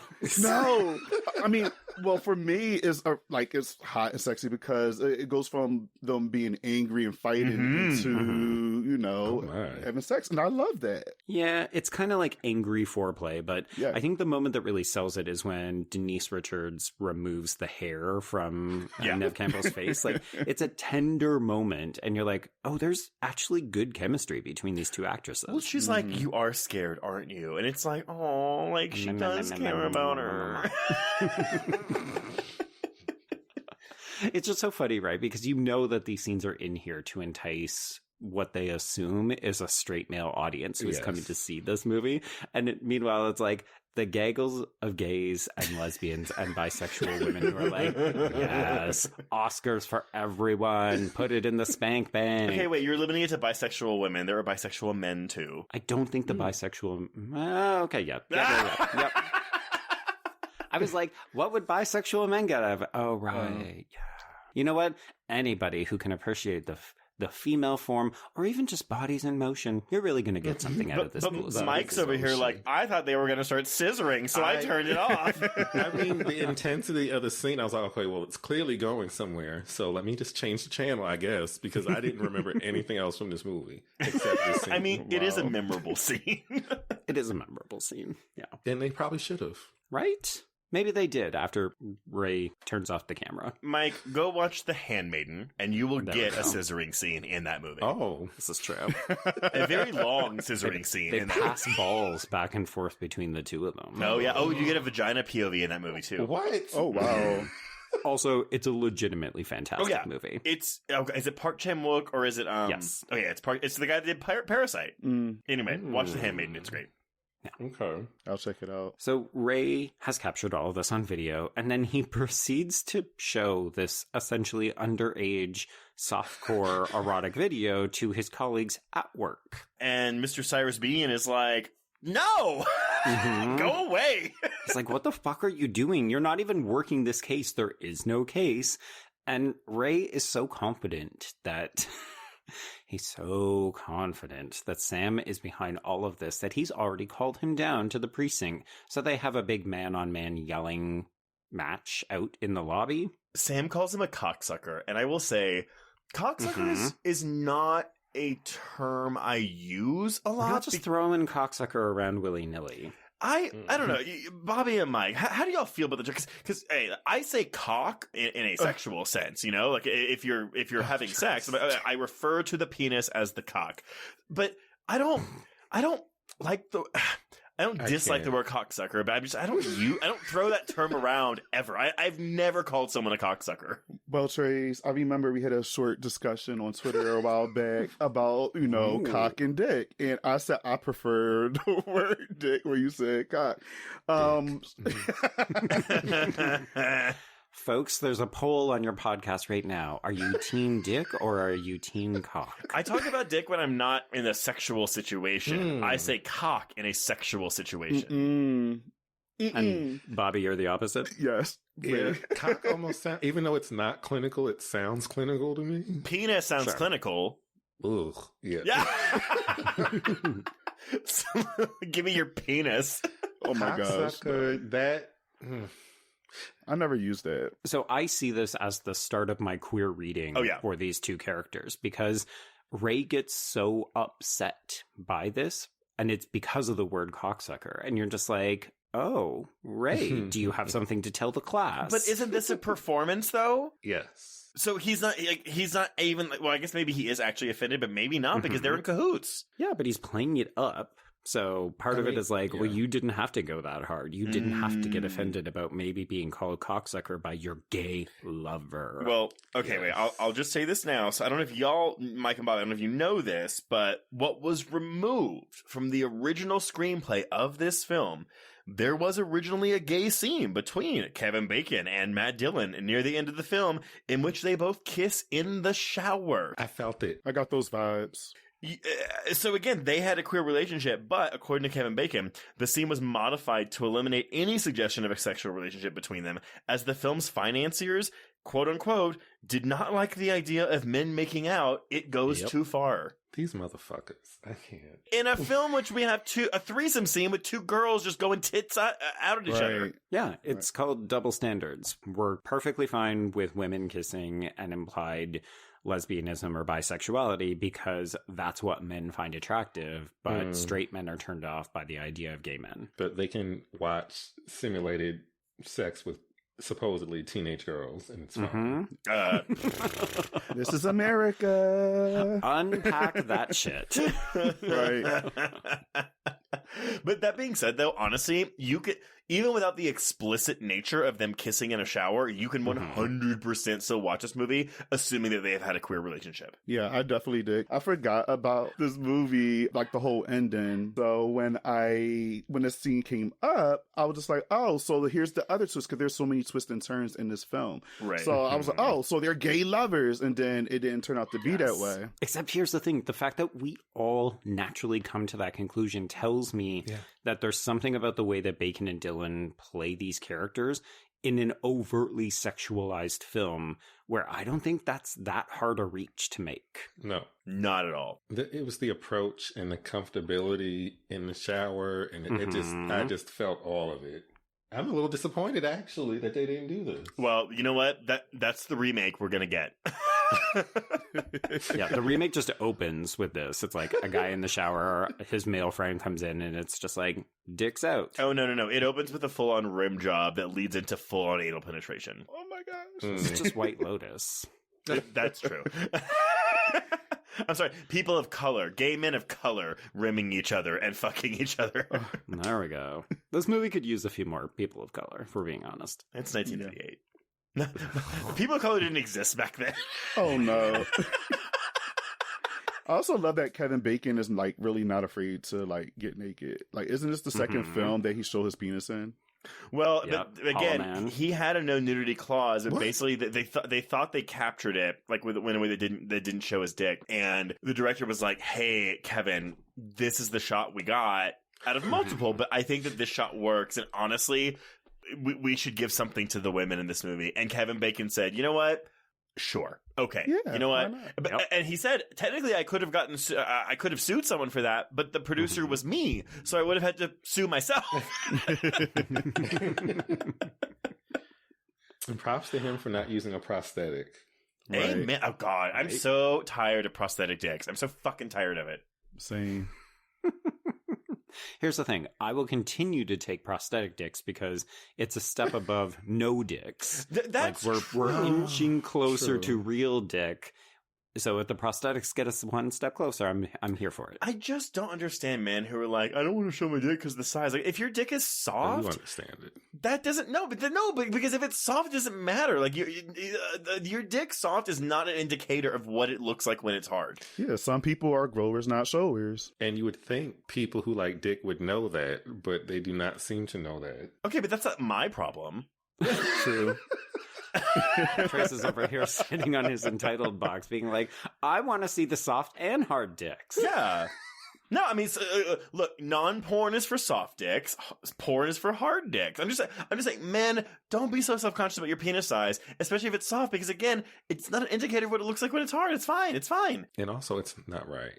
Because I don't see prosthetic titties whenever I'm watching movies. I was just saying that. Wow. Unless there's something crazy happening, like Night of the Demons or, some crazy. Well, yeah. But wait. Okay, so to make it even, do we see prosthetic pussy anywhere? I mean, we see merkins and stuff. Merkins. Yeah. True. That's hiding a pussy. merkin with pubic hair shavings. What was Linnea Quigley wearing a merkin on Return of the Living Dead when she was dancing on that tombstone? Because it looked like she was like, Barbie. Like it was nothing there. But it's the 80s, and so you can't really be sure if it's a merkin or if it's just full bush. I didn't see or bush. shaved bush. How many of us got this on 4K? I'll zoom up. Well, no, I mean, if it's shaved bush, she would be wearing a merkin, so there'd be no question about it. True. She doesn't give me she would wear anything fake for those type of scenes. I feel like she would just be Linnea like, Quigley. Look at it. Honestly, though, look, wouldn't you want to have like visual like proof of what your genitals look like at a young age, so when you're older you can be like, look at how good they looked? Like Samantha, Sex and the City. I mean, there's a scene in the new season of You where one of the characters has casts made of all of the dicks of the men that she slept with, and she just has a room full of dick handles. That's amazing. It was amazing. I will tell you. So when I was a freshman, sophomore in college, I got one of those like make your own dildo kits for my penis, and it is really fucking hard because you have to. So you fucked yourself. Well, yeah, when I used it, but when you're making the cast, when you're making the mold for your dick, you have to stay hard, and the mold material is cold and gross feeling. It's not easy to make. Kona Willie, my job sells those. Like, I would assume you'd have to take like a Viagra or something for doing that. Well, my boyfriend at the time and I were doing it at the same time, so we just made out with each other while we were molding our dicks. Oh, that's smart. Okay. But it's still not fully effective because you have this cold, wet, mushy material around your dick. I'm just imagining that sad porno where you two are trying to keep each other erect, but it's like the molds just keep banging against each other, and it's like split. Yes. Some weird version of Ghost where instead of the mold. Yes, that's exactly it. Oh my god. So you just need Unchained Melody playing. That would have kept you hard. Oh my god. Think of Demi. We'll add this in a reboot to Wild Thing. Yes, absolutely. The remake of Ghost. The queer remake of Ghost. Oh my gosh. I think I've seen this porn. I'm going to bring us back to the movie. Yeah. Go ahead. I don't even know how we got there. It's 4 gay guys in a room. You tell me. Apparently. The 4G, yeah.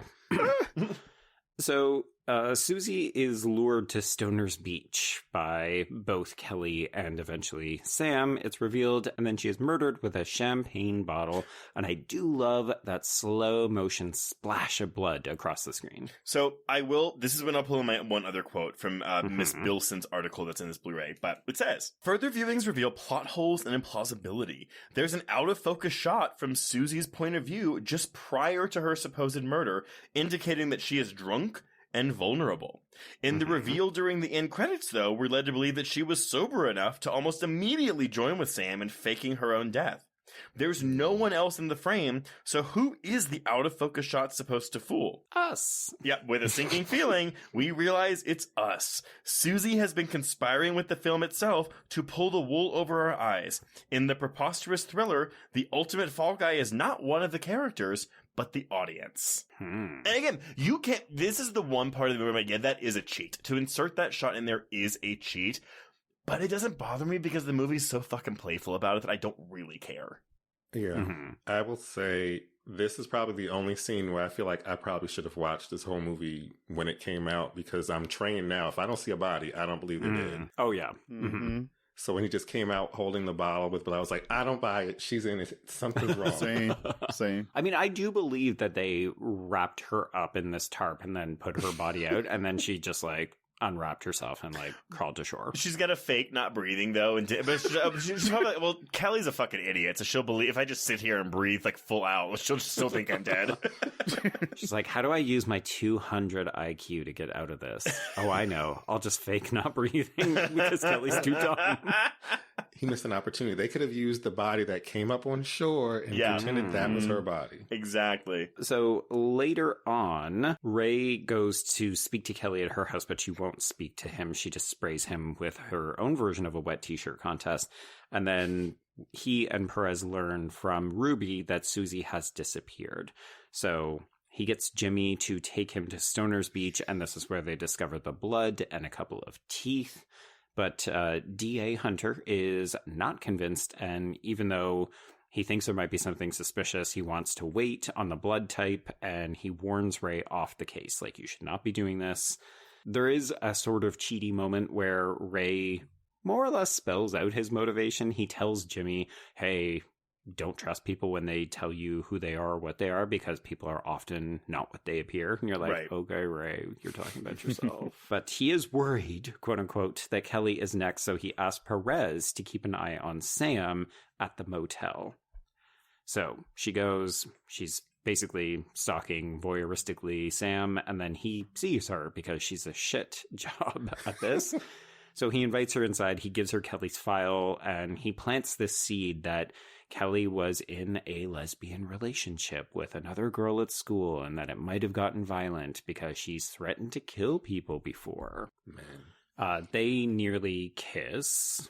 This would be Sam and Perez do. And then he leaves. And when Ray finds out, he gets really mad at Perez because he feels like she's let him down. You're just out, you're like blowing through plot points, and I'm like, yeah, that happens. That happens. Because that's what the movie does. The last like 30 minutes of this movie are just like reveal after reveal after reveal after reveal. Well, I also think that Ray's not as interesting a character because he's actively, quote unquote, at this point, we think, trying to solve this crime.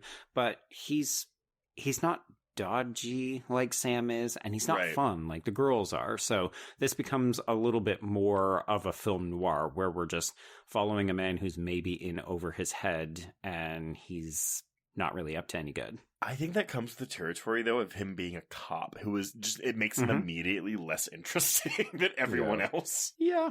So he ends up going back to Kelly's, and he fights his way onto the property. And this is where we get a kind of another very specific stylistic decision. So he goes into the room. We see him fight with Kelly in silhouette. We hear gunshots, and then he stumbles out and he collapses. And then Sandra Van Ryan goes in and she begins screaming. So we more or less know that Kelly has been killed. All right, so Bobby, I'm sorry to ignore you on this, but Mike, your first time watching this, what do you think is going on in this scene? Well, at this point, my mind is already scrambled between all the twists that I've just witnessed, or that I anticipate are coming up. So I'm like, okay, so she's dead.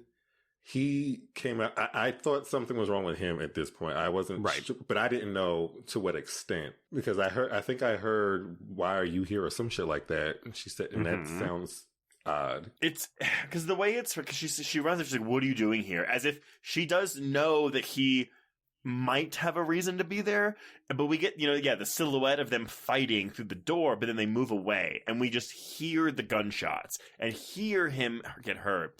But it's like, I don't know, like it's hard for me to think of what I thought about this the first time I saw it, because now I'm watching, I'm like, well, yeah, he's clearly like killing her and faking it himself. And she doesn't seem like the type, like she'd be able to do it. She doesn't seem like the one who would pull the trigger to kill someone. If anything, though, this scene makes it, because this is the end of Denise Richards in this movie. She's not in here after this. She's legitimately dead. She's actually dead. And I always feel like it happens earlier in the film, but I feel like this is like the 80-minute mark of the movie.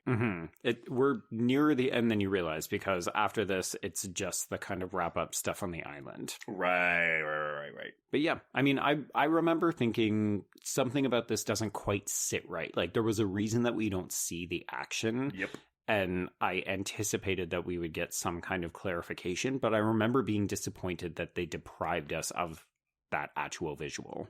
Yeah, same here. Yeah. I remember that, like, because so many things were just happening, like, again, twists and turns. So I'm like, all right, something's up with this scene right here, because why wouldn't they show it to us? So I said, this is probably all staged. Like, something's wrong. Like, she's not dead, or he's a part of it, which, obviously it was. Like, all these things were going through my mind at the time. Well, so Bobby, do you feel like that by not showing us this, by not showing us the quote unquote rape scene from earlier, do you think that it's the film cheating? Because, or do you think it's like, no, it's just withholding information? Good question. I mean, I wouldn't say cheating, because it have to show. I mean, let me take it back. It's not going to show what's happening, because obviously, if it gives away, then obviously it's not like all the stuff that happens at the end is going to kind of like spoil it. Right. I think it's obviously meant to be this way. So I think it wasn't cheating, personally. I think it was fine. It's more of a tease, right? Yeah. What? I think it's just playing with film narratives because we as viewers are used to films showing us things in a linear order, including a scene where we will get to see the way the scene ends, which this movie says, nope, sorry about that. We're not going to show you the way this scene ends. We're going to imply it, and you have to make it up for yourself because that's key to the mystery of the film. Exactly. Right. Well, particularly, too, we have a central foursome, right? Like, there's 4 main people that we have been following throughout this entire film, and this scene kills one of them off screen. Yeah. So I think the film knows that this is going to be naturally either frustrating or disappointing, or we're going to be clued in that something more is going on. Right. Yeah.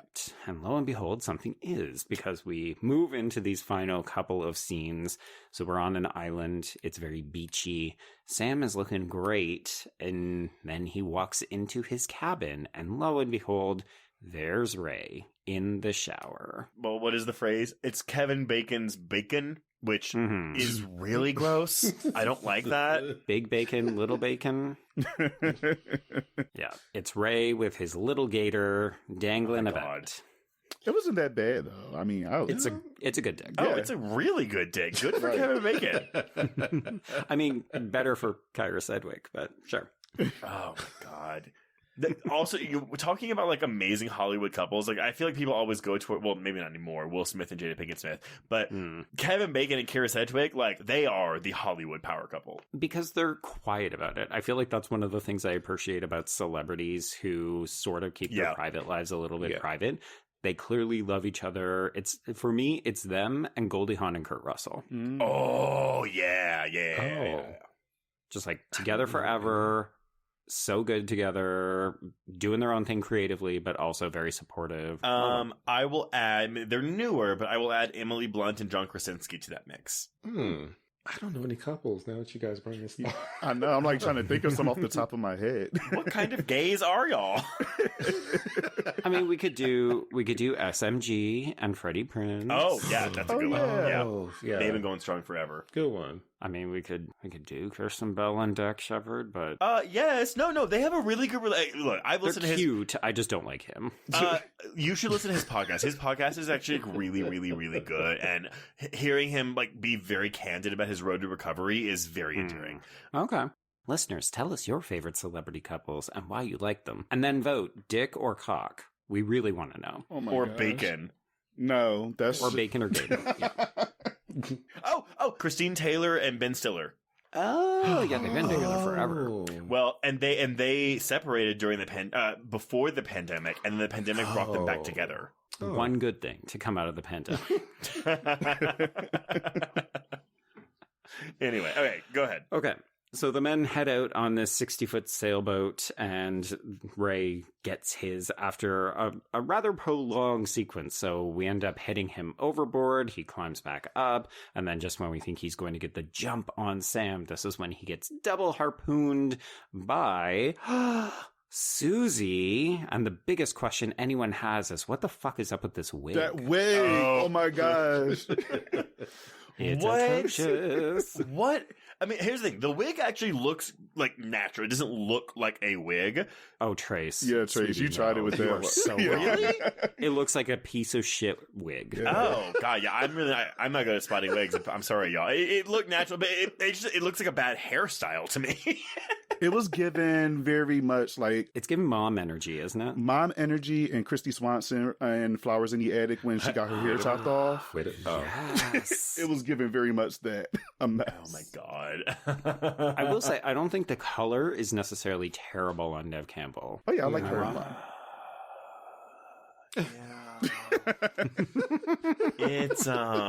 It's blonde-ish. Hold It's for very applause.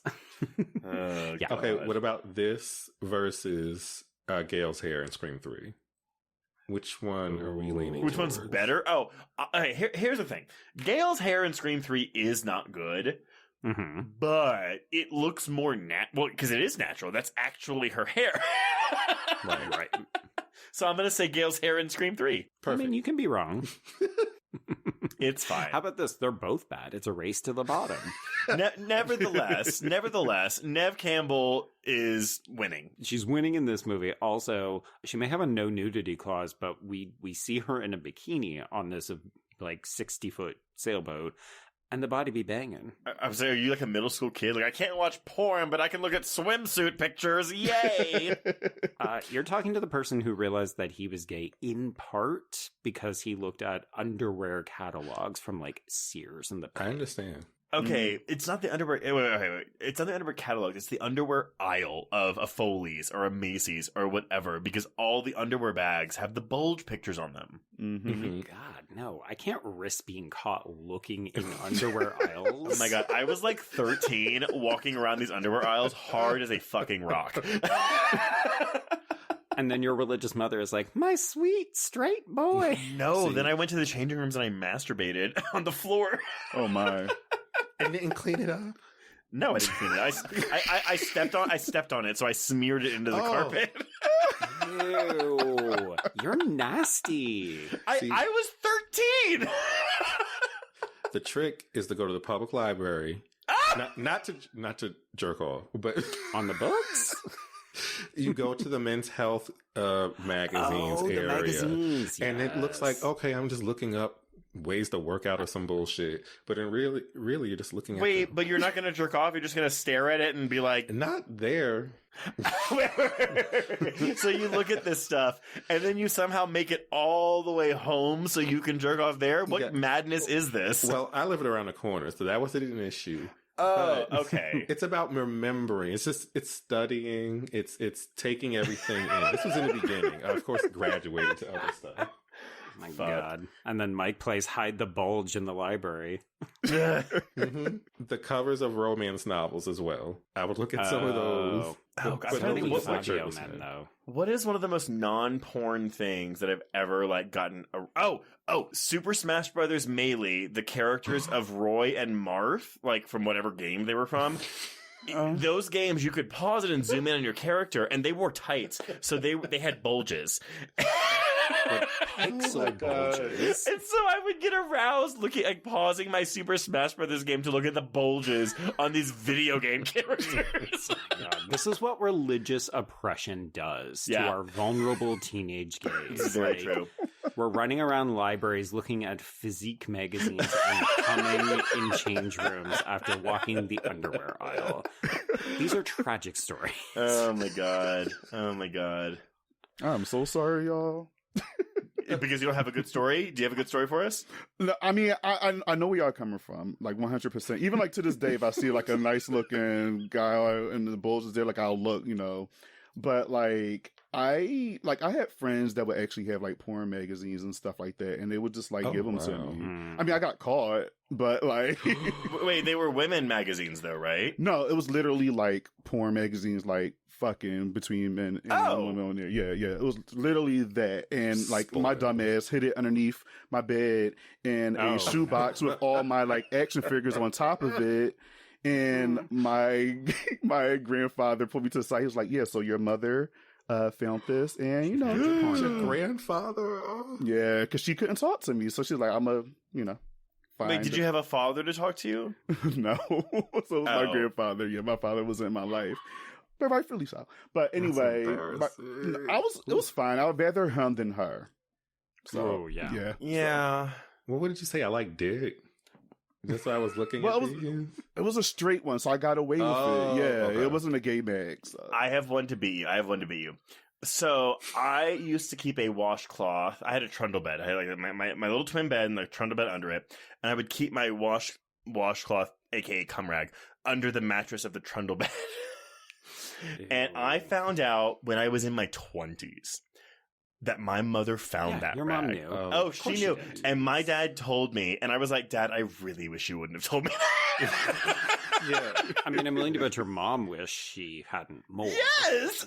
Oh my God. So she had to have that conversation with him. Well, it's as in Bridesmaids when Wendy McLennan-Clevey is like, I cracked a blanket in half.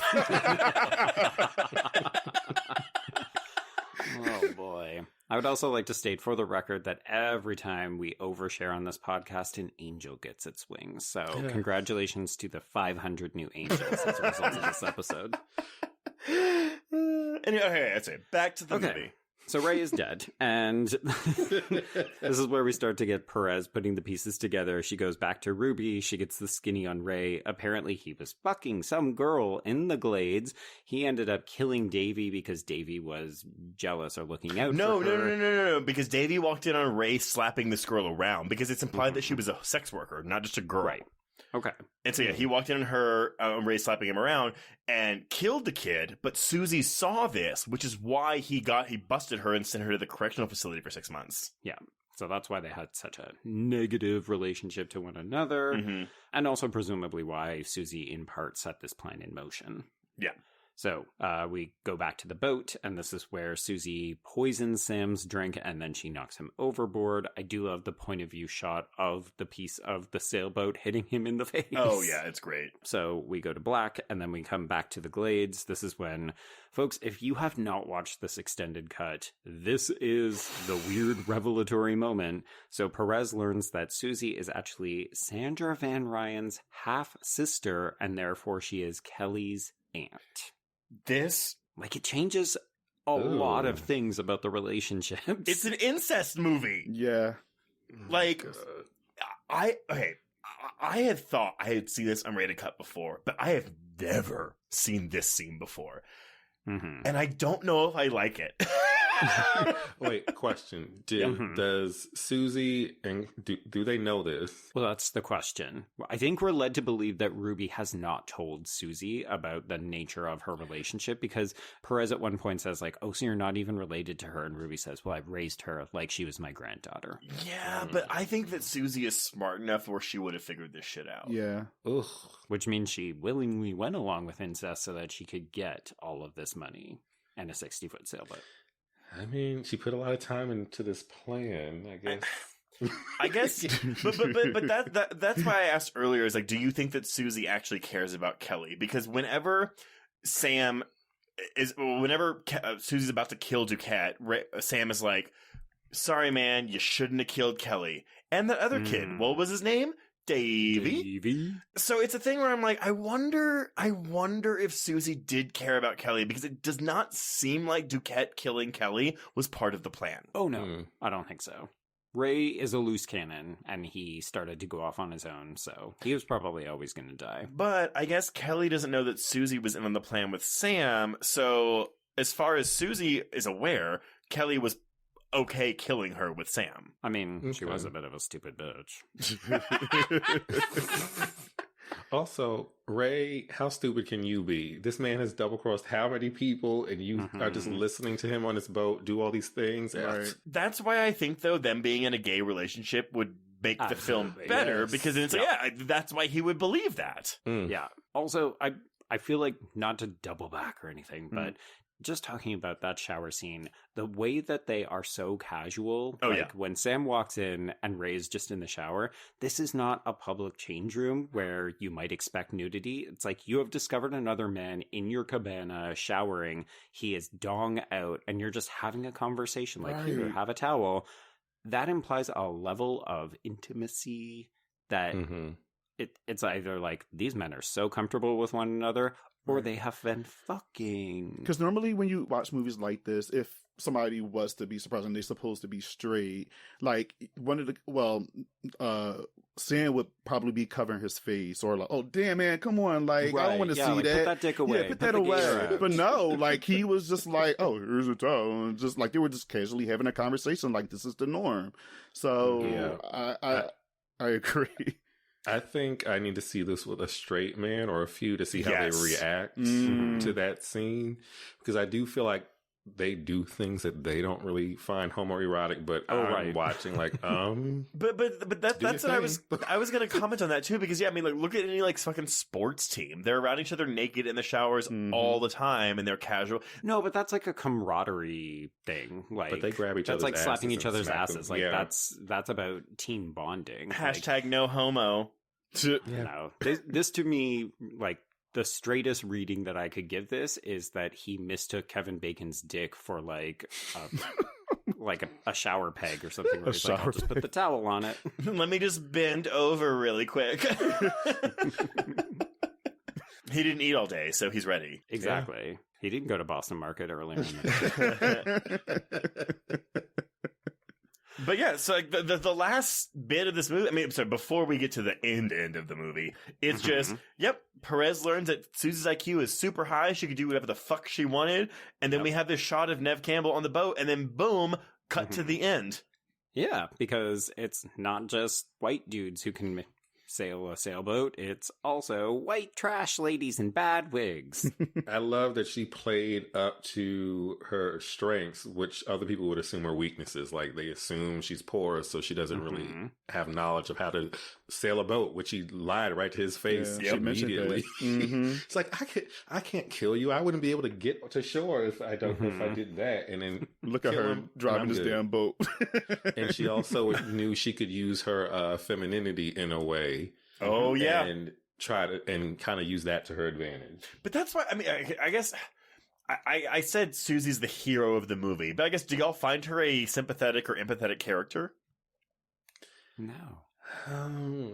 I think it's fun when she's revealed to be the mastermind, but I'm not like, yeah, Susie. But I guess I'm saying this because you could argue that she has been used and abused by a horrible system. So I'm not saying she has a right to murder all these people, but this does reek of a good for her ending to me, because I think for good for her, you have to also want to empathize with the woman, and I do empathize with Susie, even though we don't see the abuse that she's endured. The film implies enough of what she has been through in life, and even though she's very smart, doesn't discredit or discount all the horrible shit she's been through. Right, true, and she does only kill men. Well, but again, then you can say, well, does that that sucks for her, but does that give her the right, or does it make it okay for her to murder all these people? That question's boring. Yeah. I don't think I rooted for. I mean, I guess in a sense, just the fact that she was able to accomplish it, I could root for it. But I didn't really feel like, you got locked up 6 months, girl. You're fine. I didn't really feel, and then she got money. But she was locked up because she witnessed a cop committing a crime. That's true.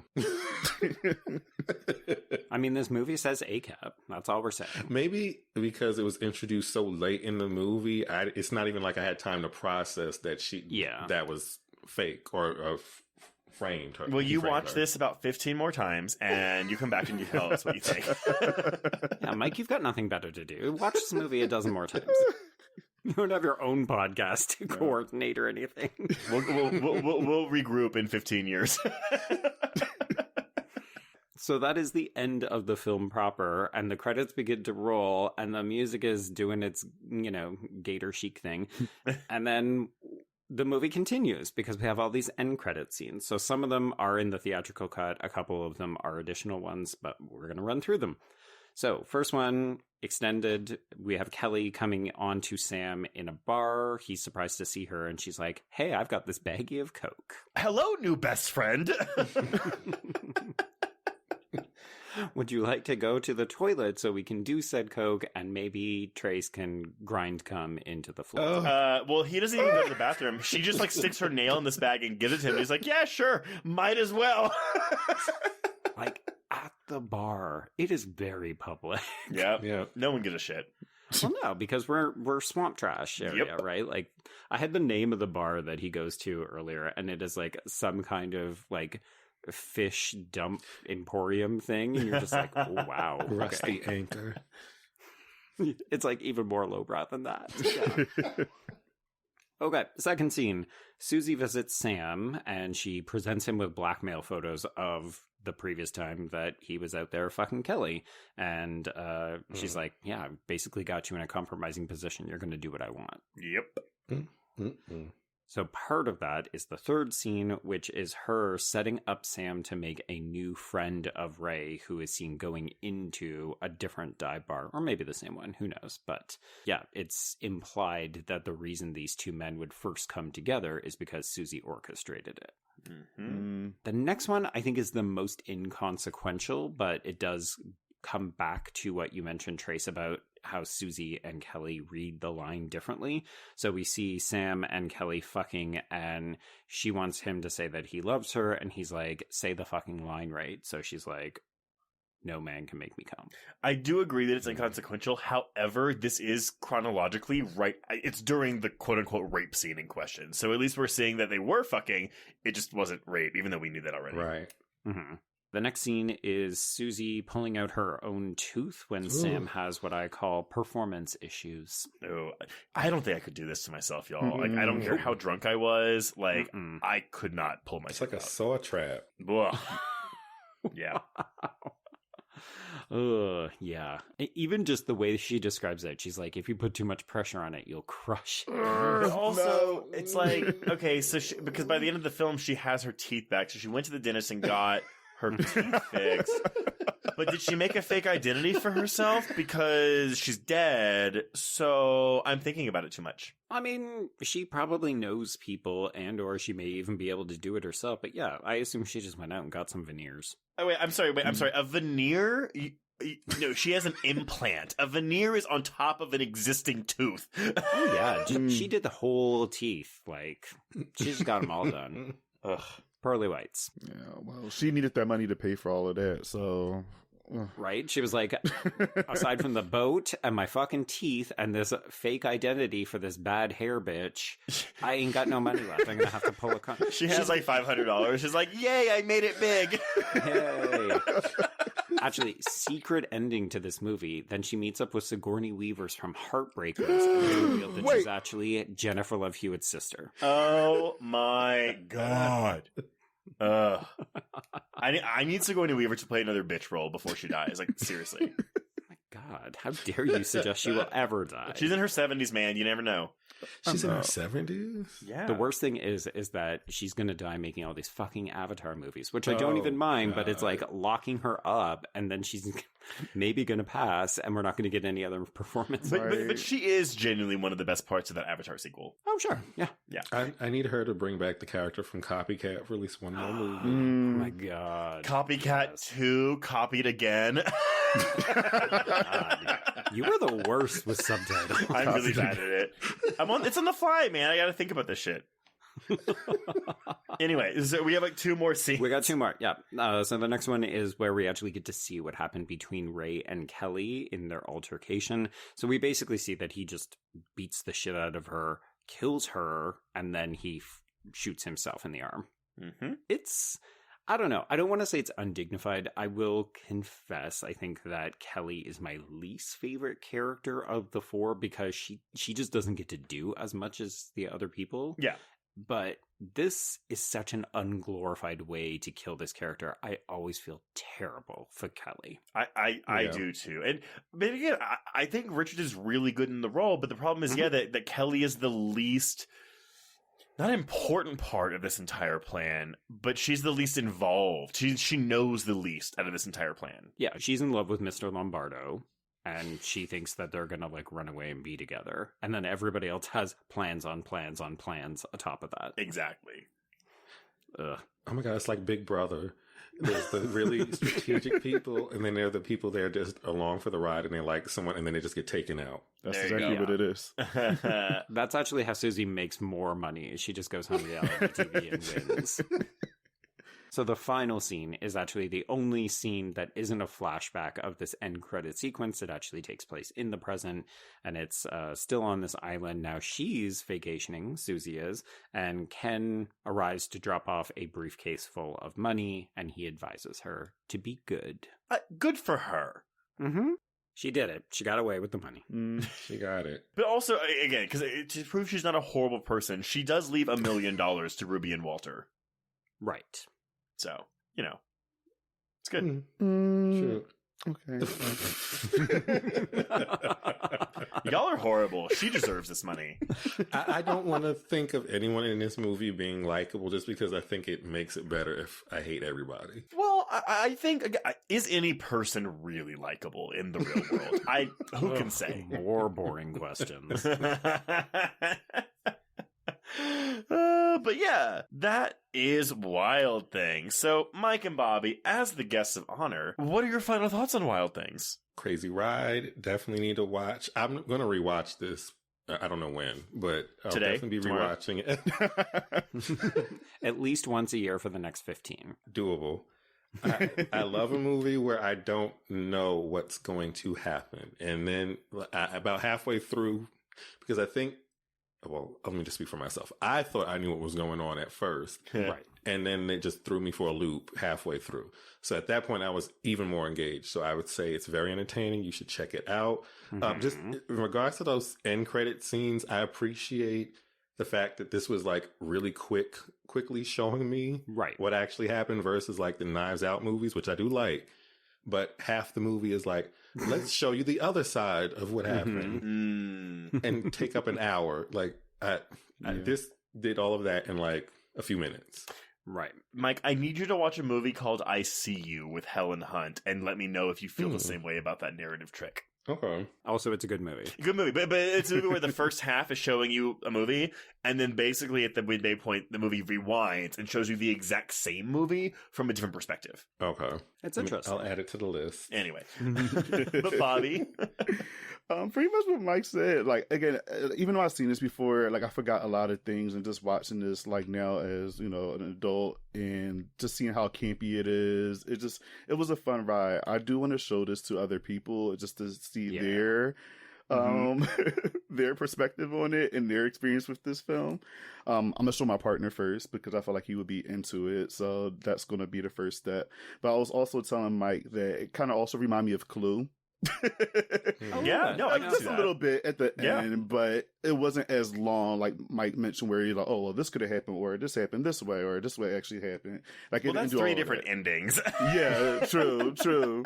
It was a bit much, even though I love Clue. Like, that's my movie, but still. Yeah. But yeah, I love this movie, and I'm happy that we're talking about it on here because I probably wasn't going to watch this movie like no time soon unless we got invited. Next year's.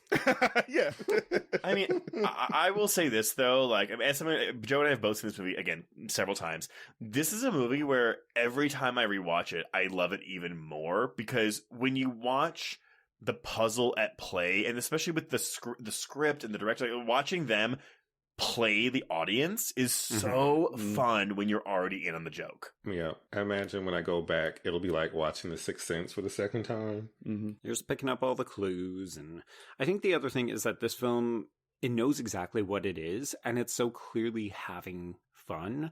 Like, we talked about some heavy issues that I think don't play quite as well because of the time that we live in, right? Like, this is not the late 90s. We approach sexual assault a little bit differently.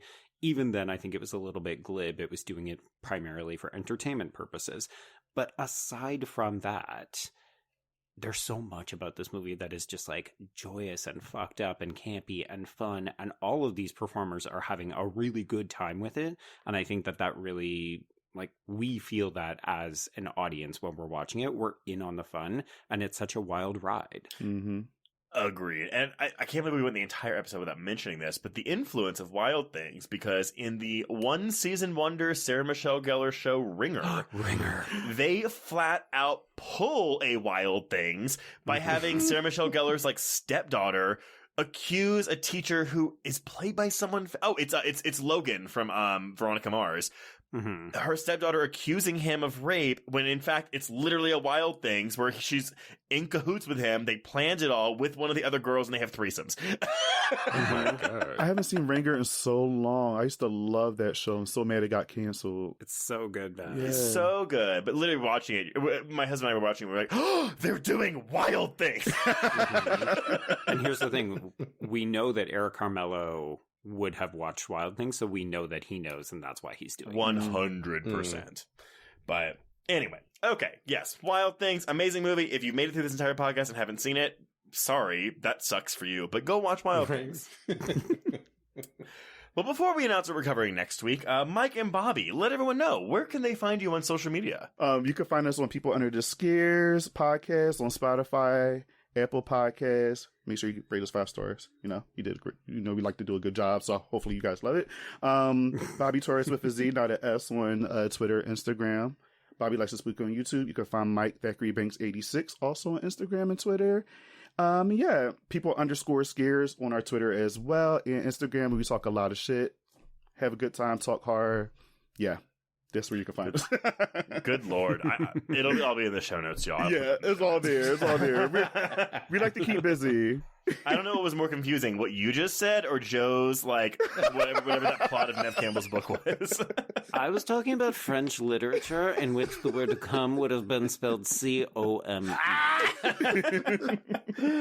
Well, if you want to get in touch with us, you can reach us on Twitter and Instagram at HorrorQueers. Shoot us an email at horrorqueers@gmail.com. Find us on Letterboxd. Keep track of all the films we've covered. Go to our YouTube channel for Horror Queers.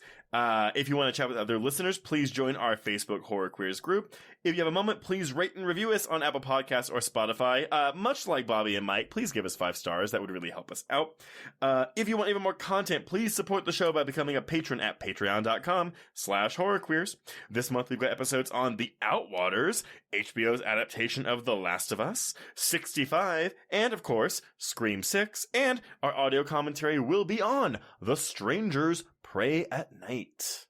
Mm-hmm. But Joe, Yes. I am so excited for next week. What are we covering next week? All right. Well, March rolls on, and we're going to shake things up. We're going to do a little creature feature, Trace. I haven't seen this movie in fucking forever, and I'm so excited. We're going to talk about Splinter. Yeah. Everyone, so this is, I feel like a lot of people don't know what this movie is. I actually saw this in theaters when I was in college. It was got a very limited release, and I heard about it. I was like, oh, I have to go see it. And imagine my delight and surprise when I found out we had a queer director on our hand for this movie. So, yes, everyone, go seek out 2008's Splinter. I promise you, you are in for a treat. Yeah, the practical effects are fucking great. Real, real good. But until then, we can cross out Wild Things. Indeed. And cross out Horror Queers.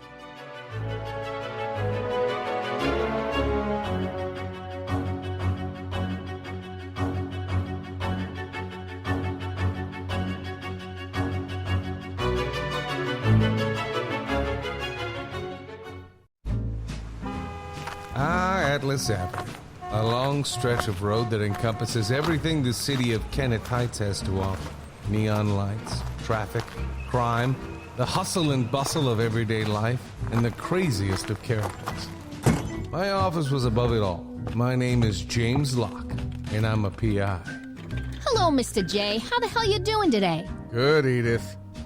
Nearly every year I have a new case.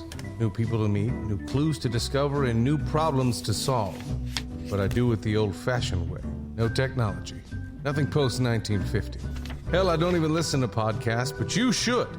Atlas Avenue Beat is a spoof of the film noir genre with goofy characters, tons of wordplay, and non-stop raunchy humor. There's also 3 whole seasons out right now with more on the way. Just search for Atlas Avenue Beat wherever you listen to podcasts or visit us online at bloody.fm.